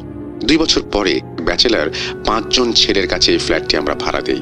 ফ্ল্যাটটি ভাড়া দেওয়ার ঠিক 3 দিনের মাথায় সেই 5 জন ছেলের মধ্যে একজন বাসার সাথে লাগাও আতা ফলের গাছে ওঠে এবং আতা পাড়ার জন্য সে সেখানে যায়। সেই ছেলেটি হঠাৎ গাছ থেকে পড়ে ভয়াবহভাবে আমাদের সবার সামনে মরে যায়। মরে যাওয়ার আগে সে শুধু বারবার একটা কথাই বলছিল, আমাকে কে যেন ধাক্কা দিয়ে ফেলে দিল। এরপর থেকে এই বাসার ছাদে শুরু হয় নানান উদ্ভট ঘটনা। স্যার, এরপর থেকে এখন অবধি এই ফ্ল্যাটটি আমি ভাড়া দেইনি। শুধু মালিকের ভয়ে আমি বাসার সামনে টুলেট বোর্ড ঝুলিয়ে রেখেছি। স্যার, আপনার কাছে আমি অনুরোধ করছি ফ্ল্যাটটি ভাড়া নেবেন না। এই বলে বাসার কেয়ারটেকার তার কথা শেষ করেন। সেদিন আমি কেয়ারটেকারের কোনো কথাই বিশ্বাস করিনি। কেয়ারটেকারের অনুরোধ না মেনে আমি এই ফ্ল্যাটটি ভাড়া নিই। আমি আমার জীবনের সবচেয়ে বড় ভুলটি করেছিলাম সেদিন। আমি নিজ হাতে আমার ভবিষ্যতের আনন্দের মুহূর্তগুলোকে গলা টিপে হত্যা করেছিলাম। এই বলে আন্টির হাজবেন্ড কান্নায় ভেঙে পড়েন। প্রিয় লিসেনার্স, কি ভাবছেন? ঘটনা এখানেই শেষ? প্রিয় লিসেনার্স, সেই আন্টি এবং আঙ্কেল এত বড় ক্ষতির পরেও শান্ত হয়নি। ঘটনা এখনো কিছু বাকি আছে। প্রিয় লিসেনার্স, শুনতে থাকুন। প্রিয় লিসেনার্স, আমি তমা। ওই বাসাটি ছেড়ে দেওয়ার পর আমি অন্য একটা বাসা ভাড়া নেই। এরপর অতিবাহিত হয়ে যায় 1 মাস। আমার সন্তানের মৃত্যুতে আমি খুব ভেঙে পড়েছিলাম। আমি নিতে পারছিলাম না এই দুঃখ, কিন্তু জীবন তো আর থেমে থাকে না। সবকিছু মানিয়ে মনকে স্বাভাবিক করে আমি আবার স্বাভাবিক জীবনে ফিরে আসি। তবে ওই বাসাটি ছেড়ে দেওয়ার পর আমার সাথে কোনো অস্বাভাবিক ঘটনা ঘটেনি। আমিও ধরে নিয়েছিলাম সবকিছু ঠিকই আছে, কিন্তু আমার এই ধারণাকে ভুল প্রমাণ করে এক রাতে আমি স্বপ্ন দেখি সেই শয়তানটিকে। আমি দেখি স্বপ্নে সেই ফ্ল্যাটটির মেঝেতে আমি শুয়ে আছি, সেই ছাগতের অবয়বটি ঠিক আমার পাশে, আমার পায়ের সামনে কি অদ্ভুত ভাষায় অনবরত বিড়বিড় করে যাচ্ছে। এটা দেখা মাত্র আমার ঘুম ভেঙে যায়। এরপর থেকে প্রায় সব সময় আমি একই স্বপ্ন দেখতাম। এরপর আমি আমার হাজবেন্ড আত্মীয়দের নিয়ে যাই সিলেটে এসব কিছুর সমাধানের উদ্দেশ্যে একজন ভালো হুজুরের সাথে দেখা করতে। হুজুরের সাথে দেখা করে আমরা আমাদের সব ঘটনা খুলে বলি। আমাদের সব ঘটনা শুনে হুজুর কাল আবার আসতে বলেন। পরদিন আবার হুজুরের কাছে যাই। এরপর হুজুর যা বলেন, আপনারা যে বাসাটির ফ্ল্যাটে থাকতেন সেখানে মোট 17 জন জিনের বসবাস। এরা কোনো সাধারণ জিন না, এরা কালো জাদু চর্চাকারী জিন। জিন জাতির মধ্যে এমন কিছু জিন জাতি আছে যারা কালো জাদু চর্চা করে, আর এসব জিনেরা সবসময় এমন অপবিত্র জায়গার সন্ধানে থাকে। সেই ফ্ল্যাটটিতে 2টি খুন এবং আত্মহত্যা হয়েছে। সবচেয়ে অপবিত্র জায়গা সেটি। ফলে এই 17 জন জিন সেই ফ্ল্যাটটিকে তাদের কালো জাদুর চর্চার জায়গা বানিয়েছে, যার ফলে আপনাদের এত বড় ক্ষতি হয়ে গেছে। আজ এখনও সেই জিনগুলো আপনাদের ওপর দৃষ্টি দিয়ে রেখেছে। এর পেছনে কারণ আছে। কারণটি হচ্ছে আপনাদের পরবর্তীতে আর কোনো সন্তান যাতে না হয়, যদিও হয় তারা যেন পৃথিবীর মুখ দেখতে না পারে, পৃথিবীতে বেশি দিন থাকতে না পারে। তবে আপনারা চিন্তা করেন না, আল্লাহ তাআলা চাইলে সব কিছুরই সমাধান হয়ে যাবে। এরপর হুজুর প্রায় 6 মাস আস্তে আস্তে সময় নিয়ে রুকাইয়া করেন। আস্তে আস্তে আমি একদম স্বাভাবিক হয়ে যাই। এর প্রায় 2 বছর পর আমার একটা ফুটফুটের ছেলে সন্তান হয়। এখন আমি এবং আমার হাজবেন্ড খুব সুখে শান্তিতে বেঁচে আছি। আমার সন্তান আয়ান আহমেদ আল্লাহর অশেষ রহমতে এখন অনেক ভালো আছে। আমরা সামনে জুলাই ইংল্যান্ড চলে যাচ্ছি সপরিবারে। সবাই আমাদের জন্য দোয়া করবেন।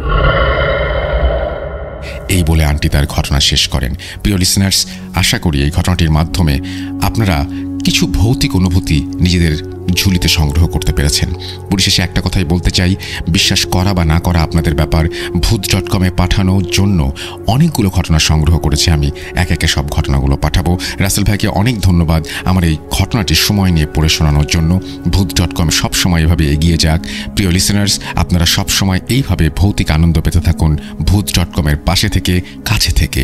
আজ এখানেই বিদায় নিচ্ছি। দেখা হবে আবারও আরেকটি রহস্যময় অধ্যায় নিয়ে। আসসালামু আলাইকুম। নাজিম ইয়াসার জিয়াদ, নরসিংহপুর, আশুলিয়া, সাভার, ঢাকা। এই বলে তিনি তার ঘটনা শেষ করছেন। ইয়েস জিয়াদ, আমি আপনার অন্য ঘটনাগুলো পেয়েছি। Thank you very much. আপনি ঘটনাগুলো পাঠাতে থাকুন এভাবেই, এবং আপনার ঘটনাগুলো আমরা নিয়ে আসবো একের পর এক সব এপিসোডে। থ্যাংক ইউ ভেরি মাচ এভাবে ঘটনা পাঠিয়ে আমাদের সাথে সংযুক্ত থাকার জন্য। আমরা চলে যাব আমাদের পরবর্তী ঘটনায়।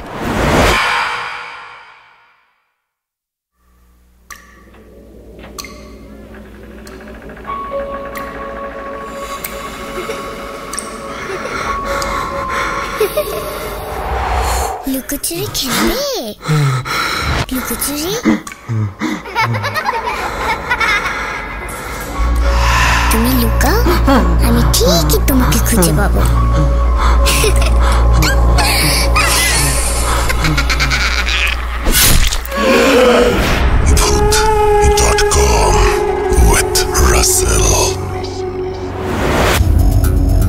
আপনাদের সবাইকে স্বাগত জানাচ্ছি। আমি রাসেল। আশা করছি আপনারা সবাই ভালো আছেন এবং ভালোর দলে আছেন। এবং আমি একটু একটা বাড়ির ঘটনা বলছিলাম। ভূত.com আমরা শুরু করেছি 2020-এ, আর ভূত FM কিন্তু চলছে অনেক দিন থেকে, রাইট? আমি অনেক দিন থেকেই সেখানে কাজ করেছি এবং নানান ধরনের ঘটনা পেয়েছি, এবং এই ধরনের বাসার ঘটনা কিন্তু আমার কাছে বহুবার উঠে এসেছে। একটা সাধারণ বাড়ি হোক, সেটা নতুন বা পুরনো, সেই বাড়িটার একটা গল্প থাকে, এবং সেই বাড়িটার গল্প কেন নতুন বাড়ির ক্ষেত্রেও হবে?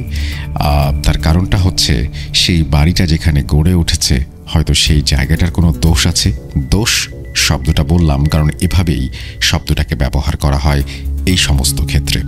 এবং পুরনো বাড়ির তো আছেই, কারণ পুরনো বাড়ির ক্ষেত্রে হয়তো আগে যারা ছিলেন তাদের কোনো কারণে বা সেইখানেও এরকম একটা জায়গার দোষ থাকতে পারে।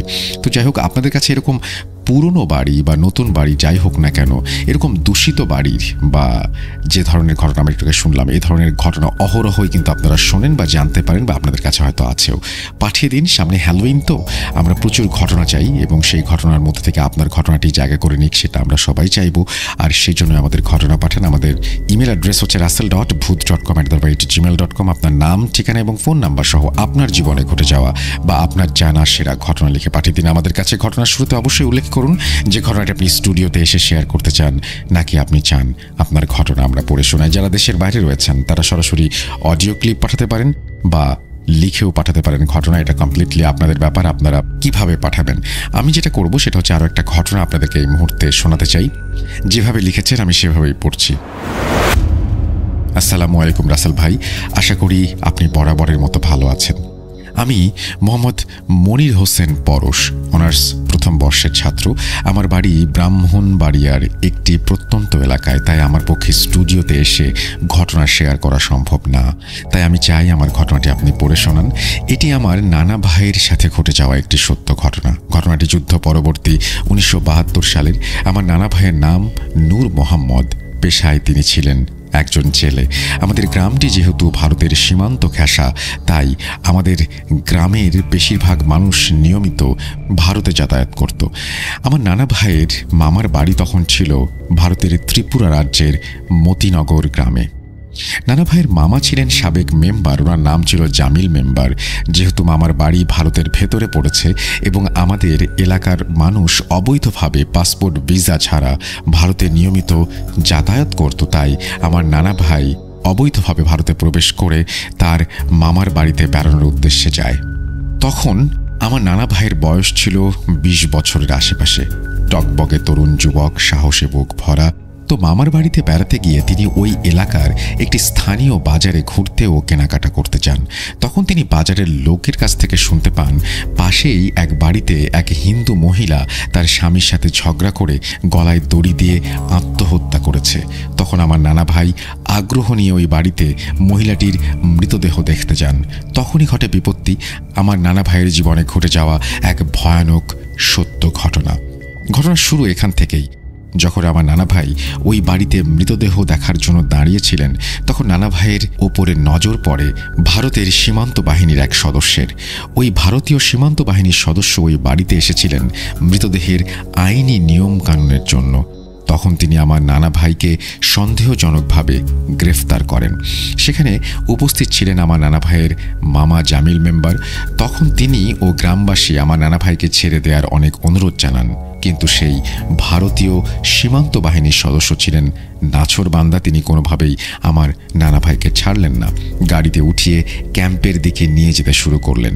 যাওয়ার পথে ভারতীয় সীমান্ত বাহিনীর ওই গাড়িটি একটি ব্রিজের ওপরে এসে দাঁড়ায়। তখন আমার নানা ভাই গাড়ি থেকে নেমে ব্রিজের ওপর থেকে লাফিয়ে পানিতে পড়ে সাঁতরে ঝোপঝাড়ে ঢুকে যায়।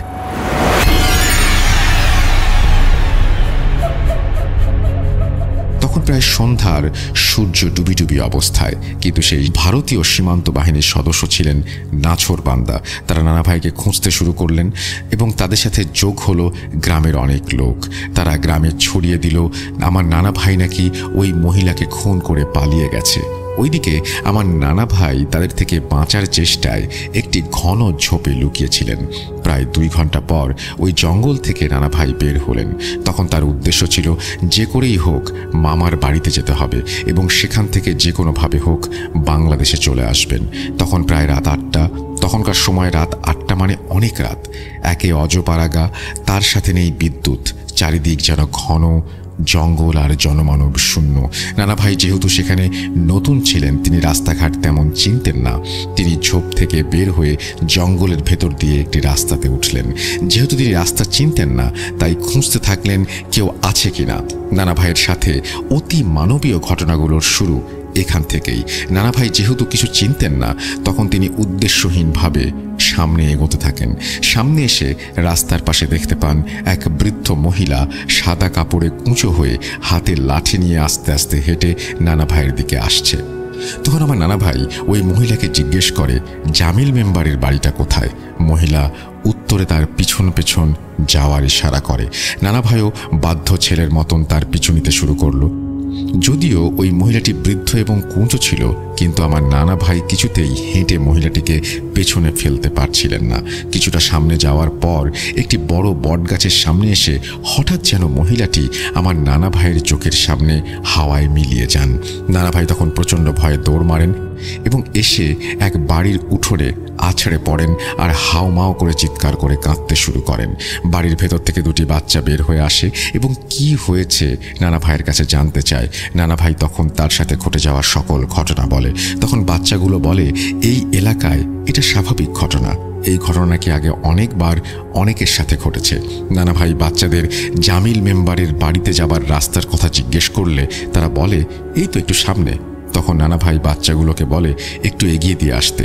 বাচ্চাগুলো এক কথায় না বলে দেয়, বলে এই রাস্তায় অনেক অস্বাভাবিক ঘটনা ঘটে, তাই তারা নানা ভাইকে এগিয়ে দিতে যেতে পারবে না।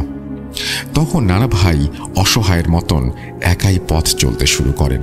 আমি আগেই বলেছি নানা ভাই ছিলেন প্রচণ্ড সাহসী।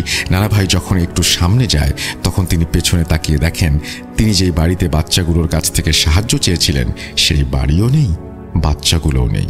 তখন তো নানা ভাই আরও ভয় পেয়ে গেলেন। বুকে সাহস সঞ্চার করে তারপরও তিনি সামনে এগিয়ে চললেন।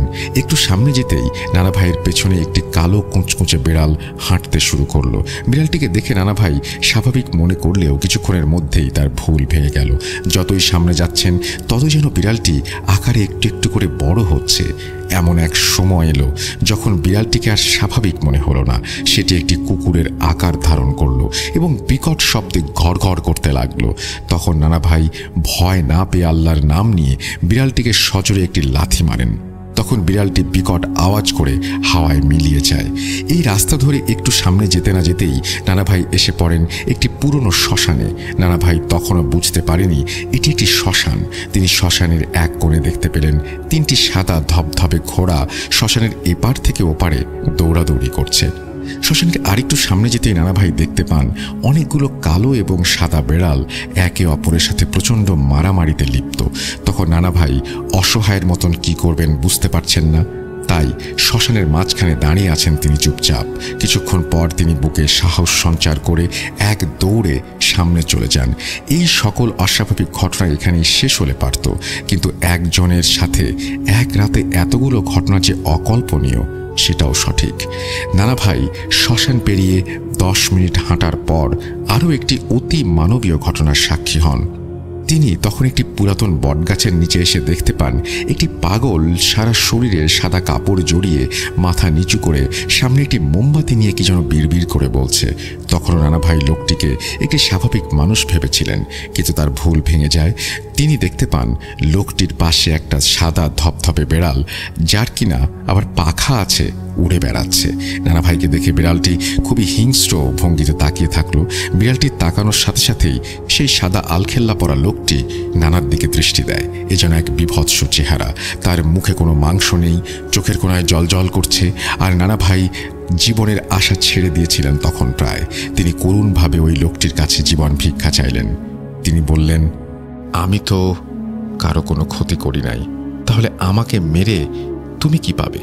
আমাকে দয়া করে ছেড়ে দাও, আমি তোমার কথা কাউকে বলবো না। তখন হঠাৎ ওই ভয়ানক চেহারার লোকটি যেন হাওয়ায় মিলিয়ে যায়। তখন নানা ভাই এক দৌড় মারে এবং অবশেষে মামার বাড়িতে এসে হাউমাউ করে চিৎকার করে কেঁদে ফেলে। তখন তার মামার বাড়িতে তাকে নিয়েই কথাবার্তা চলছিল। নানা ভাইয়ের মামা নানা ভাইয়ের চেহারা দেখে বুঝতে পেরেছেন ওনার সাথে কি ঘটেছে। তিনি ঘটনা বলতে চাইলে নানা ভাইয়ের মামা কিছু না শুনে গোসল করে আসতে বলেন। তারপর থেকে নানা ভাইয়ের প্রায় 3 দিন যাবত একটানা প্রচণ্ড জ্বর ছিল। সেই জ্বর নিয়ে তিনি বাংলাদেশে ফেরত আসেন এবং একজন ভালো হুজুরের কাছে চিকিৎসা গ্রহণ করেন। যখন হুজুর জানান তার সাথে যতগুলো ঘটনা ঘটেছে সবগুলো একটি জিন দ্বারা সংঘটিত হয়েছে। জিনটি চেয়েছিল নানা ভাইকে ভয় দেখিয়ে তার ক্ষতি করতে, কিন্তু আমার নানা ভাই ছিল প্রচণ্ড সাহসী। জিনটি নানা ভাইকে ক্ষতি করার সাহস করে। তাই এই ছিল আমার নানা ভাইয়ের সাথে ঘটে যাওয়া ভয়ানক এক সত্য ঘটনা। ধন্যবাদ রাসেল ভাই। যদি আমার ঘটনাটি পছন্দ হয় তাহলে শ্রোতাদের পড়ে শোনাবেন। আমার নানা ভাই ও আমার বাবার সাথে ঘটে যাওয়া আরও অনেক ঘটনা রয়েছে, এগুলো না হয় পরে কোনো একদিন লিখে পাঠাবো। তারপর তিনি তার যোগাযোগের ঠিকানা দিয়েছেন। থ্যাংক ইউ ভেরি মাচ আপনাকে, এবং আশা করছি মনির হোসেন পরশ আপনি আবারও আমাদের ঘটনা পাঠাবেন এবং আপনার ঘটনা পেলে আমরা খুব খুশি হব। আমরা চলে যাব আমাদের পরবর্তী ঘটনায়।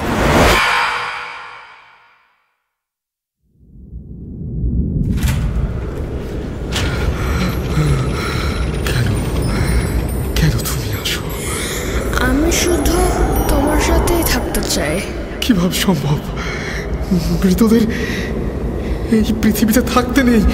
তুমি তুমি চলে যাও, চলে যাও, প্লিজ চলে যাও। সবটাই কি ইলুশন, নাকি অন্য জগতের কেউ কখনো হাজির হয়ে যায় চোখের পলকে? ভূত.com with Russell। Welcome back. আশা করছি আপনারা সবাই ভালো আছেন এবং ভালোর দলে আছেন। চলছে ভূত.com। আপনারা আপনাদের ঘটনা পাঠাতে হলে আমাকে যেটা করতে হবে সেটা হচ্ছে আপনাদের ঘটনা লিখে পাঠাতে হবে। আর সেই জন্য আমার ইমেল অ্যাড্রেসটি হচ্ছে russell.booth.com@gmail.com। আমাদের ফেসবুক পেজ হচ্ছে www.facebook.com/russell.shatheen। চলুন আমরা সরাসরি চলে যাই আমাদের পরবর্তী ঘটনায় এবং যে ঘটনাটি যেভাবে লেখা আছে আমি সেভাবেই পড়ছি। আসসালামু আলাইকুম। আশা করি ভালো আছেন। আল্লাহর কাছে সব সময় আপনার সুস্থতা কামনা করি রাসেল ভাই। ওয়ালাইকুম সালাম। এবং তিনি তারপরে লিখেছেন, আমি আকলিমা। সেই 2010 থেকে আমি ভূত FM শুনে আসছি, কোনোদিন কোনো এপিসোড মিস করিনি। গত 1 বছর যাবৎ যখন ভূত.com-এর নিয়মিত শ্রোতা, অনেকবার ইচ্ছা হয়েছে আপনার কাছে ঘটনা পাঠাই, কিন্তু কোনোদিন সাহস করে উঠতে পারিনি। যদি আমার পাঠানো ঘটনা আপনার পছন্দ না হয়, আজ মনে সাহস সঞ্চয় করে লিখে পাঠাচ্ছি। ঘটনাটি সিলেক্টেড যদি হয় তাহলে নিজেকে সৌভাগ্যবান মনে করব, আর যদি সিলেক্ট করার উপযুক্ত না হয় তাহলে কষ্ট পাবো না। ঘটনাটি সবাই শুনতে না পেলেও আপনি অন্তত পড়বেন। যাই হোক, এবার আসি ঘটনায়। আমাদের বাড়ি কিশোরগঞ্জ জেলার কুলিয়াচর থানার কোনো একটি গ্রামে। সঙ্গত কারণে গ্রামের নামটি উল্লেখ করতে পারছি না। ঘটনাটি আজ থেকে 50 বছর আগে আমার চাচা ওমর হাসানের সাথে ঘটে। ঘটনাটি আমার বাবার মুখে বহুবার শুনেছি। আমার চাচা ওমর হাসান তখন সদ্য ইন্টারমিডিয়েট পাশ করেছেন। আমার দাদার ইচ্ছে ছিল ছেলেকে ঢাকায় উচ্চশিক্ষার জন্য পাঠাবেন, কিন্তু চাচার পড়াশোনা করতে অতটা ভালো লাগতো না। উনি পড়াশোনা করবেন না, গ্রাম থেকে কিছু একটা করবেন। দাদা বলেছিলেন, গ্রামেই যখন থাকবা তখন তুমি তাহলে আমার জমি জমাগুলো দেখো, তুমি চাষাবাদ করো। কিন্তু তার চাষাবাদের প্রতিও মন বসে না। ওনার ইচ্ছা ছিল মাছের চাষ করবে। আমার দাদার অনেক জমি জমার মাঝে 2টো ধানের জমি ছিল, যেখানে ধান চাষ করলেও ধানের ফলন ততটা ভালো হতো না, প্রতি বছর লোকসান হতো। তাই দাদা সিদ্ধান্ত নিলেন ওই জমি দুটো তার ছেলের ইচ্ছে মতো মাছ চাষ করার জন্য, মাছের ঘের তৈরি করার জন্য দেবেন। ভাবনা মতন ঘের তৈরির জন্য গ্রামের কয়েকজন গরিব কামলাকে নিয়োগ দেওয়া হলো। 5 দিন মাটি খনন করে তারা ছোটখাটো একটা ঘের তৈরি করে দেবেন। যেদিন থেকে ঘের খননের কাজ শুরু হবে তার আগের রাতে আমার দাদা স্বপ্ন দেখেন দাদা তার ঘরের বারান্দায় একটা চৌকিতে বসে হাত পাখা দিয়ে বাতাস করছেন। এমন সময় অচেনা একজন বয়স্ক মানুষ আসলেন দাদার সাথে কথা বলতে। দাদা লোকটিকে চিনতে পারলেন না। আগন্তুক লোকটি দাদাকে বড় একটি সালাম দিয়ে তার চৌকির এক কোণায় বসলো। দাদা লোকটিকে বললেন, আপনাকে তো ঠিক চিনতে পারলাম না, কে আপনি? ওই লোকটি দাদার প্রশ্নের কোনো জবাব না দিয়ে সরাসরি বলল, আপনারা কালকে আমাদের ওই জমি খননের কাজ শুরু করবেন না, আর যদি করেন তাহলে ওই জমির ডান পাশে থাকা গাব গাছটি যেন কাটা না হয়। গাছটি যদি কাটা হয় তাহলে কিন্তু আপনাদের পরিবারে অনেক বড় ক্ষতি হয়ে যাবে। এটুকু বলে লোকটি উঠে সোজা হাঁটা দিল। দাদা লোকটির পেছন পেছন যান। কে আপনি? এই কথা কেন বলছেন? বলতে বলতে বাড়ির বাইরে গিয়ে সেই লোকটিকে আর খুঁজে পেলেন না। স্বপ্নটা এতটুকুই ছিল। পরদিন সকালে যখন একজন একজন করে কামলারা এসে বাড়িতে হাজির হচ্ছিল, তখন দাদার মনে রাতে দেখা ওই স্বপ্নটি খচখচ করছিল। হঠাৎ উনি এমন একটি স্বপ্ন কেন দেখলেন? 3 জন কামলা উঠানে বসে আছে। দাদা আর চাচা বলা মাত্রই তারা কাজে গিয়ে যোগ দেবেন। আজকে প্রথম দিনের কাজ ওই গাব গাছটিকে কাটা। কালকে থেকে 5 জন কামলা মিলে ঘের শুরু করবেন। দাদা তার মনের অস্থিরতার কথাটি দাদির সাথে শেয়ার করলেন। দাদি বললেন, এমন একটি স্বপ্ন যখন দেখেছেন তাহলে কি ওখানে কাজ করাটা ঠিক হবে? এমন সময় চাচা ঘরে প্রবেশ করলেন এবং দাদাকে ডাকতে আসলেন। আসেন, কামলারা আসছে, কাজ বুঝিয়ে দেই। দাদা চাচাকে তার রাতে দেখা স্বপ্নের কথাটি বলে তার মনের অস্থিরতার কথাটি জানান। চাচা বিষয়টি হেসে উড়িয়ে দিয়ে বললেন, আরে ধুর, আপনি কি যে বলেন, স্বপ্নকে এত গুরুত্ব দিতে হয়? আসেন যাই, কামলারা বসে আছে, কাজ শুরু করে দিতে হবে, না হলে ওই গাছ নিয়ে বসে থাকতে হবে। আসেন তো। বলে দাদার হাত ধরে কামলাদের সাথে ওই জমির কাছে নিয়ে গেলেন। কামলারা কোমরে গামছা বেঁধে কোড়াল দিয়ে দড়ি হাতে নিয়ে উঠে পড়ল গাছের ডালে।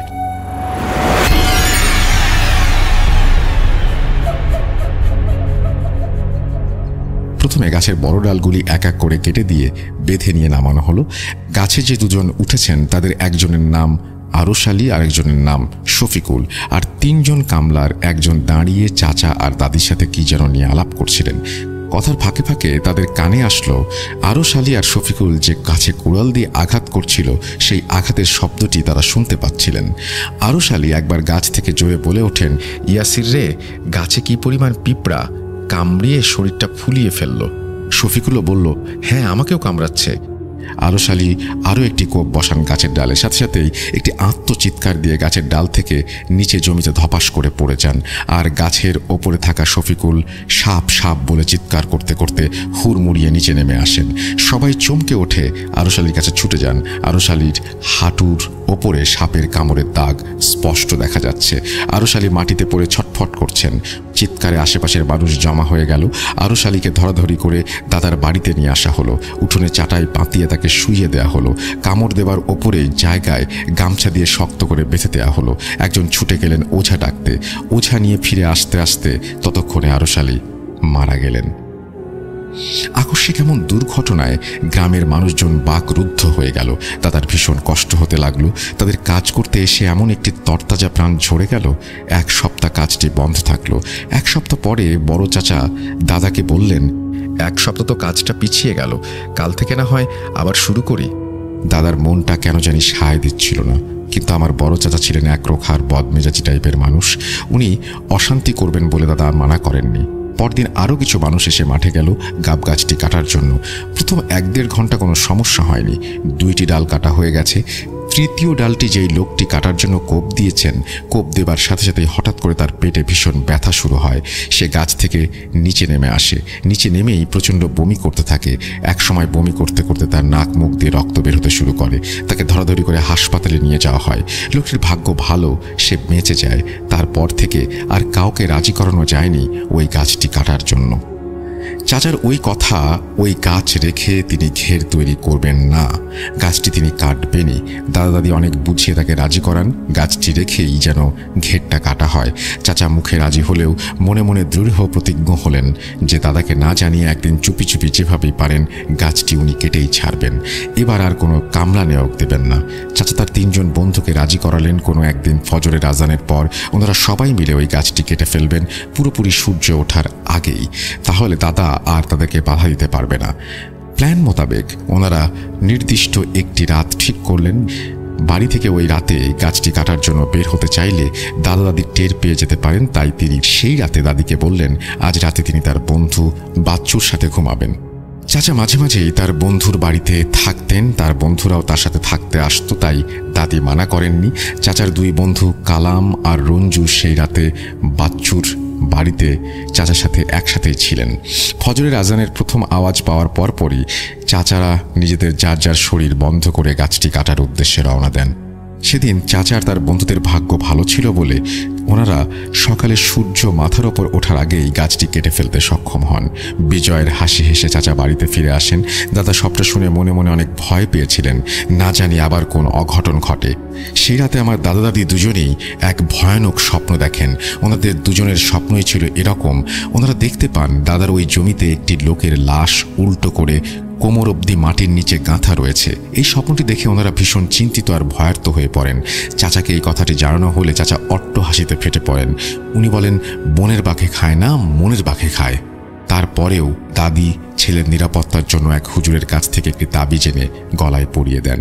মার জোড়াজড়িতে চাচা ওই তাবিজটি কিছুদিন গলায় পড়ে থাকেন। আর এক সময় দেখতে দেখতে চাচার স্বপ্নের ঘেরটিও কাটা হয়ে যায়। ওই ঘেরে চাচা কিছু তেলাপিয়া, দেশি কই আর ঘাস খাপ মাছের চাষ করেন। চাচা খুব খুশি ছিলেন তার নতুন কাজ নিয়ে। ঘের থেকে যেন মাছগুলি চুরি না হয় সেজন্য পাহারা দেবার জন্য উনি ঘেরের পাশেই ছোট একটি চালা ঝাপড়া বানিয়ে সেখানেই পাহারা দেবেন বলে ঠিক করেন। প্রথম কয়েক রাত আমার চাচা আর দাদা একসাথে ওই ঘেরে পাহারা দিচ্ছিলেন পালা করে। একজন ঘুমাতেন আর একজন জেগে পাহারা দিতেন। কিছুদিন পর চাচা দাদাকে মানা করে দেন রাতে তার সাথে ওইখানে পাহারা দিতে, কারণ দাদার অসুবিধা হচ্ছে ঘুমের এবং শরীরটা ভেঙে পড়ছিল। আর চাচা যেহেতু তরতাজা ছিলেন, তিনি ভাবলেন যে বাবার বদলে তিনিই পাহারা দেবেন, এবং বাবা থাকলে তার মধ্যে একটা অস্বস্তিও কাজ করত। সে কারণে তিনি বাবাকে আর পাহারা দিতে দেননি। ওনার বন্ধুরা ওনার সাথে রাতে থাকলে অনেক খেলাটেলা করা যায়, সিগারেট খাওয়া যায়, সেজন্য তিনি তার বন্ধুদেরকে পালা করে একের পর এক সাথে নিয়ে ঘের পাহারা দিতে শুরু করেন। দেখতে দেখতে মাসখানেক চলে যায়। চাচার গলায় তখনও হুজুরের দেয়া সেই তাবিজটা ছিল বলে চাচা কোনোদিন কোনো ভয় ডরের সম্মুখীন হননি। তাবিজটি যে এই কালো মাদুলি বা কালো সুতোর মধ্যে লটকানো, নিয়মিত গোসল করার কারণে সুতোতে ভিজতে ভিজতে নরম হয়ে যায় এবং একদিন ছিঁড়ে যায়। চাচা ওই তাবিজটি বালিশের তলায় রেখে দেন, ভাবেন নতুন একটি মাদুলি এনে তখন আবার গলায় দেবেন। চাচা কি জানতেন আর হয়তো তিনি ওই তাবিজটি গলায় পরার সুযোগ পাবেন না। সে রাতেই ঘটে যায় ভয়ানক এক নির্মম ঘটনা। আর সেই ঘটনার জের ধরে দুঃখে শোকে আমার দাদি প্রায় 8 মাসের মতন পাগল অবস্থায় ছিলেন।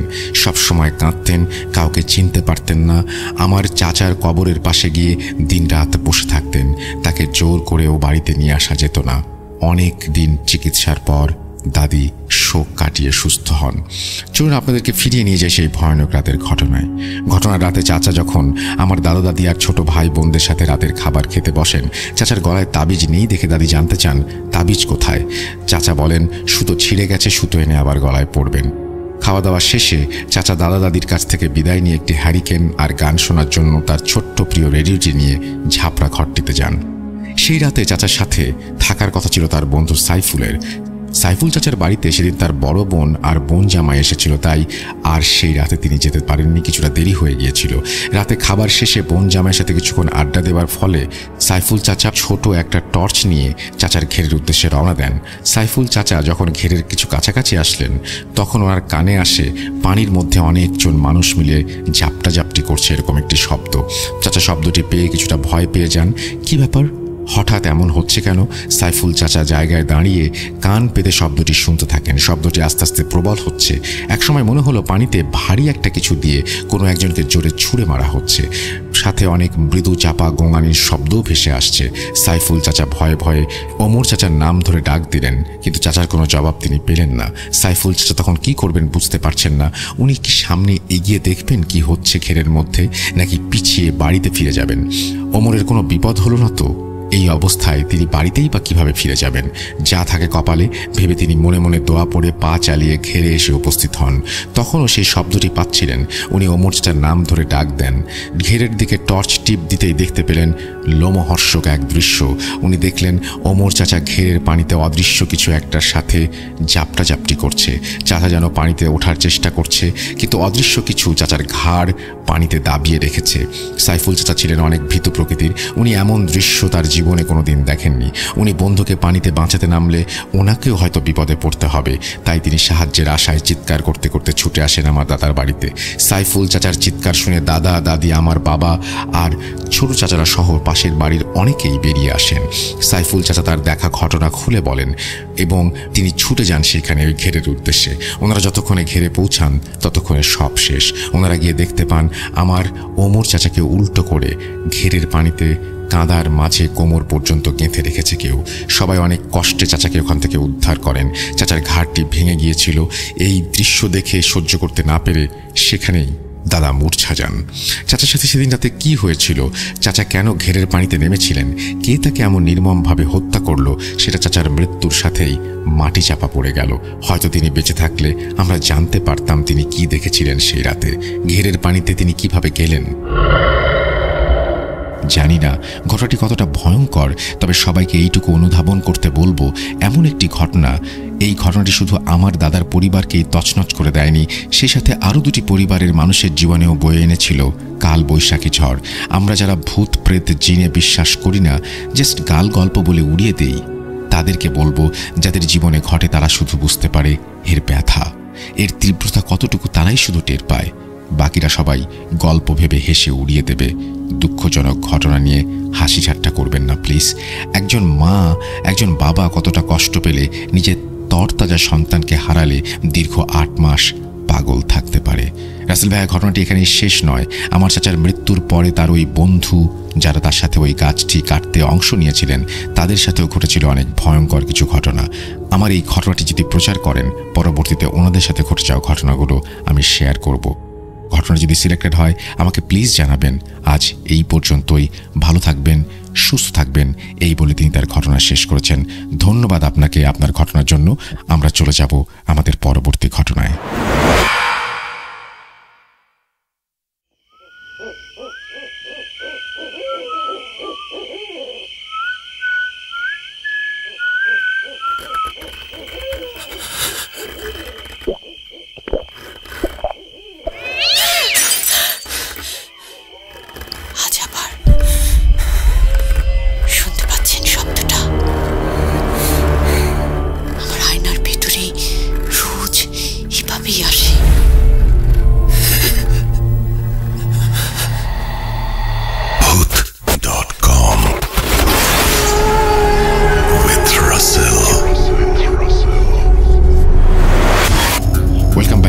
সবাইকে স্বাগত জানাচ্ছি। আমি রাসেল। আশা করছি আপনারা সবাই ভালো আছেন এবং ভালোর দলে আছেন। আজকে আমরা যে ঘটনাগুলো শুনছি সেই ঘটনাগুলো নিশ্চয়ই আপনাদের ভালো লাগছে। যাই হোক, আমরা যেটা করব, পরবর্তীতে আমরা চলে যাব একটা অডিও ক্লিপে, এবং আমি আশা করব যে এই অডিও ক্লিপটি আপনাদের ভালো লাগবে। চলুন কথা না বাড়িয়ে অডিও ক্লিপে যাওয়া যাক।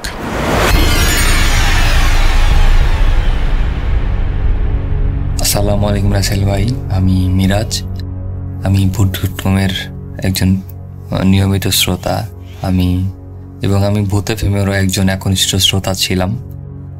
তো যাই হোক, আপনাকে অসংখ্য ধন্যবাদ যে ভূত.কমকে উজ্জীবিত করা, নতুন করে চালু করা, এই জন্য আপনাকে অসংখ্য ধন্যবাদ।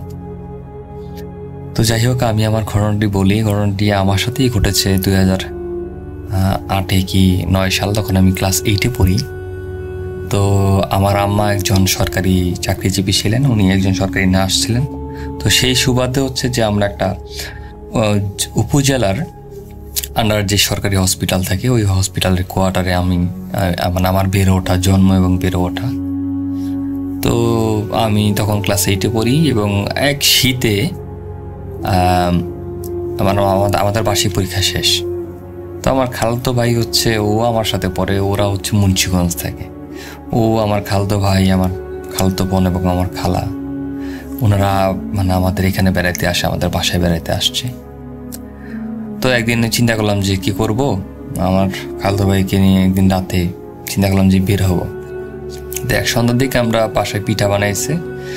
ওই শীতের যে জ্যাকেট থাকে, জ্যাকেটের পকেটে কিছু পিঠা নিয়ে নিয়েছি। আমরা ছোট মানুষ, আমাদের কাছে তো এরকম টাকা পয়সা তখন দেয়ও না। ওই পিঠা নিয়ে গেছি উপজেলায়। উপজেলা হচ্ছে যে এখানে সরকারি স্টাফ কোয়ার্টারগুলো থাকে এবং চারিদিকে বাউন্ডারি থাকে আর কি, ওয়াল করা। ওইটার মাঝখানে হচ্ছে একটা বিশাল বড় পুকুর আছে, দিঘির মতোই আর কি। এবং এই দিঘির পাশে যে কটা কোয়ার্টার আছে, এই কোয়ার্টারের মাঝখানে একটা কোয়ার্টার আছে। সেই কোয়ার্টারের সামনে একটা বাদাম গাছ এবং নিচে একটা দোলনা থাকে, বাচ্চারা যেসব দোলনা কি হয় আর কি বসে। তো তার থেকে প্রায় 40-50 কদম দূরে একটা বাড়িতে বিয়ে হচ্ছিল আর কি, বিয়ের অনুষ্ঠান। তো আমার খালাতো ভাইকে নিয়ে ওইখানে যাই রাতে বেলায়, শীতকাল। তো যাওয়ার পরে দেখি ওই বাদাম গাছের ওইখানে, তো ও রাসেল ভাই একটা ঘটনা, সেটা হচ্ছে ওই যে কোয়ার্টারের কথা বলতেছি আর কি, যে বাদাম গাছের পিছনে যে কোয়ার্টার, তো ওই কোয়ার্টারের নিচে যতটুকু শুনতে পারছি, উপজেলা অনেক লোকজন স্টাফ বা যারা পুরাতন স্টাফ ছিল তারা অনেকে বলছে যে ওইখানের স্থানীয় যারা, তারাও বলছে যে যুদ্ধের সময় নাকি ওইখানে অনেক মানুষজন মারছিল, বাঙালি মারছে আর কি। ওইখানে মেরে ওই নিচে হচ্ছে মাটি চাপা দিয়েছে। এরপর ওই পরে অনেকদিন যাওয়ার পরে এখানে পরে বিল্ডিং করছে আর কি। তো এখানে যাওয়ার পরে দেখি যে ওই বাদাম গাছের নিচে অন্ধকার, সব জায়গায় আলো আছে কিন্তু বাদাম গাছের নিচে মোটামুটি, গাছের নিচে এমনি অন্ধকার থাকে, ওই জায়গায় ডার্ক অন্ধকার মনে হইতেছে। ওইখানে ল্যাম্পোস্ট, সব জায়গায় ল্যাম্পোস্ট ঠিক, ওই জায়গায় ল্যাম্পোস্টটা নষ্ট। তা আমার খালাতো ভাই নিয়ে যাওয়ার পরে দেখি যে ওই ল্যাম্পোস্ট নিয়েছে, দোলনার মধ্যে একটা ছেলে বসে রয়েছে আমাদের বয়সী। তো চিনি না, অসে না। তা আমি বলছি যে বিয়ের বাড়ির হয়তো বেড়াইতে আসছে। তো ওইখানে একটা রুলার ছিল, তার থেকে 20 হাত দূরে 20-25 হাত দূরে একটা রুলার ছিল। রুলার হচ্ছে যেটা রাস্তা, যে পিচঢালের রাস্তা সমান করে, ওইখানে রাখার। তো আমি খালতো বাড়ি নিয়ে ওইটা উপরে উঠছি। ওইটা পরে আমরা অনেকক্ষণ বৈশা দিচ্ছি। পরে চিন্তা করলাম যে খিদা লাগছে, একটু পিঠা খাই। পকেট থেকে ওই পিঠা বাই করছে আর কি। পিঠা বাই করে আমি একটা খাইছি। তো দেখলাম যে ছেলেটা তখন পর্যন্ত সোজা, একদম সোজা স্ট্রেট বৈশা রয়েছে। স্ট্রেট বৈশা সোজা তাকায় রয়েছে, এইদিকেও তাকায় না ওদিকেও তাকায় না।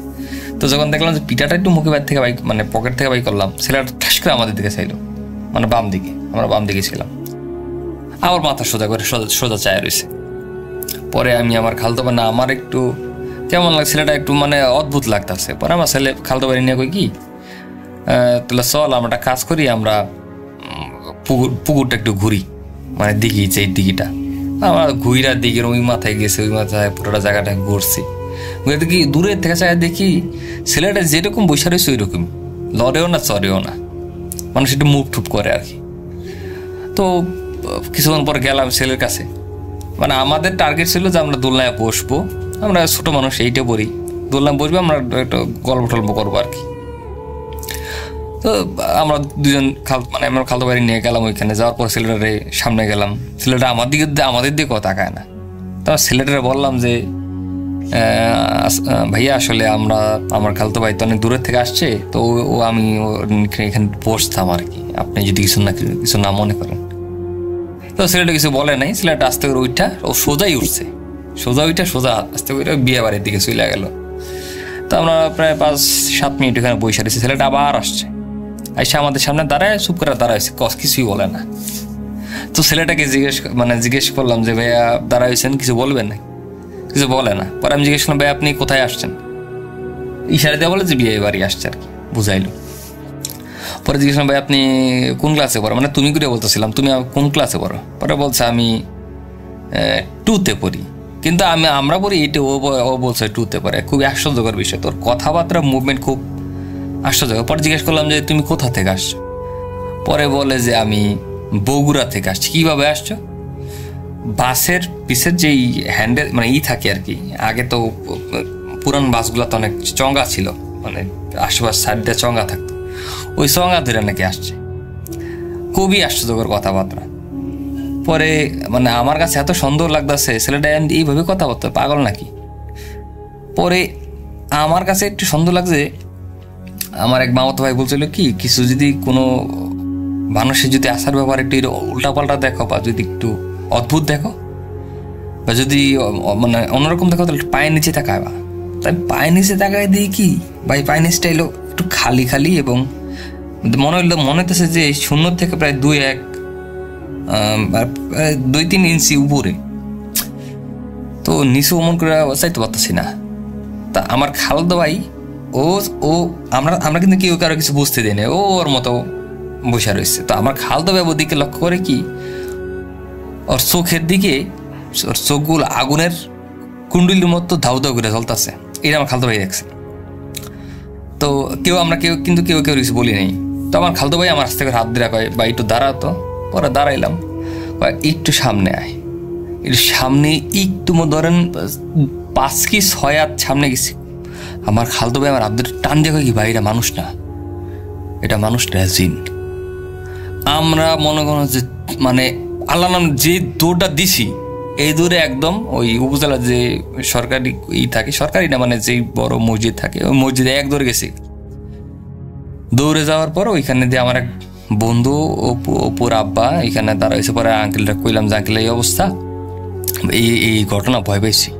পরে উনি আমাদের বাজার পর্যন্ত দিয়ে আসছে, এরপর আমরা বাসায় এসে বলছি। তো এরা অতটা মানে আমি শিওর নয় জিনিসটা কি, কিন্তু মানে আমার খালতো ভাইয়ের কাছে জিনিসটা সন্দেহ লাগছে, এবং ও চোখের মধ্যে আগুন জ্বলতে দেখছে, এবং আমার কাছে সন্দেহ লাগছে যখন পায়ের নিচে তাকাইছে। তো এই ছিল আমার ঘটনা। রাসেল ভাই, ভালো লাগলে অবশ্যই শেয়ার করবেন। আর ভূত.com-এর সকল শ্রোতাকে এবং আপনাকে অসংখ্য ধন্যবাদ এবং আন্তরিক ধন্যবাদ, শুভেচ্ছা।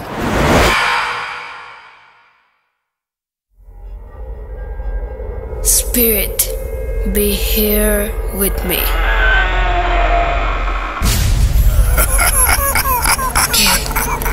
কে তুমি? Bhoot.com. The fear returns with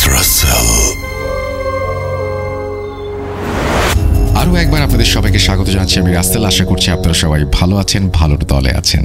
সারাদিনের ব্যস্ততা, শুক্রবারে অনেক অনেক অনেক অনেক ব্যস্ততার পরেও যখন আমরা ভয়ের রাজ্যে প্রবেশ করতে চাই, তখন আমাদের সঙ্গী হয় ভূত.com এবং আমরা হারিয়ে যাই ভয়ের রাজ্যে। আজকে কথার শুরুতেই বলেছিলাম যে আমরা ভয় পেলে কি ভালো কিছু করি, আমরা চাপের মুখে থাকলে ভালো কিছু করি। আমি বলেছিলাম যে বাংলাদেশ টিম প্রথম ম্যাচটা খারাপ খেলার পরেই দ্বিতীয় ম্যাচে ঘুরে দাঁড়িয়েছিল তাদের ব্যাটিং লাইন আপ, এবং আপনারা সবাই জানেন যে বাংলাদেশের সেই পারফরম্যান্সের কথা। আমি শুধুমাত্র বলতে যাচ্ছি সেটা হচ্ছে যে আমরা কি ভয় পেলে মুষ্টে পড়ি, নাকি ভয় আমাদেরকে আসলে সামনের দিকে আরও বেশি সাহসী করে তোলে? মানে ভয় পাওয়ার পরে থাকে না যে একবার ভয় পাওয়ার পরে নাকি ভয়টা কেটে যায়। কি মনে হয় আপনার? লিখুন আমাদের ফেসবুক পেজে www.facebook.com/russell.স্বাধীন। ভয় পাওয়ার পরে মানুষ কি সাহসী হয় নাকি আরও ভীতু হয়ে পড়ে? জানতে চাইলাম আপনাদের কাছে। শুনে আসবো আরও একটি অডিও ক্লিপ।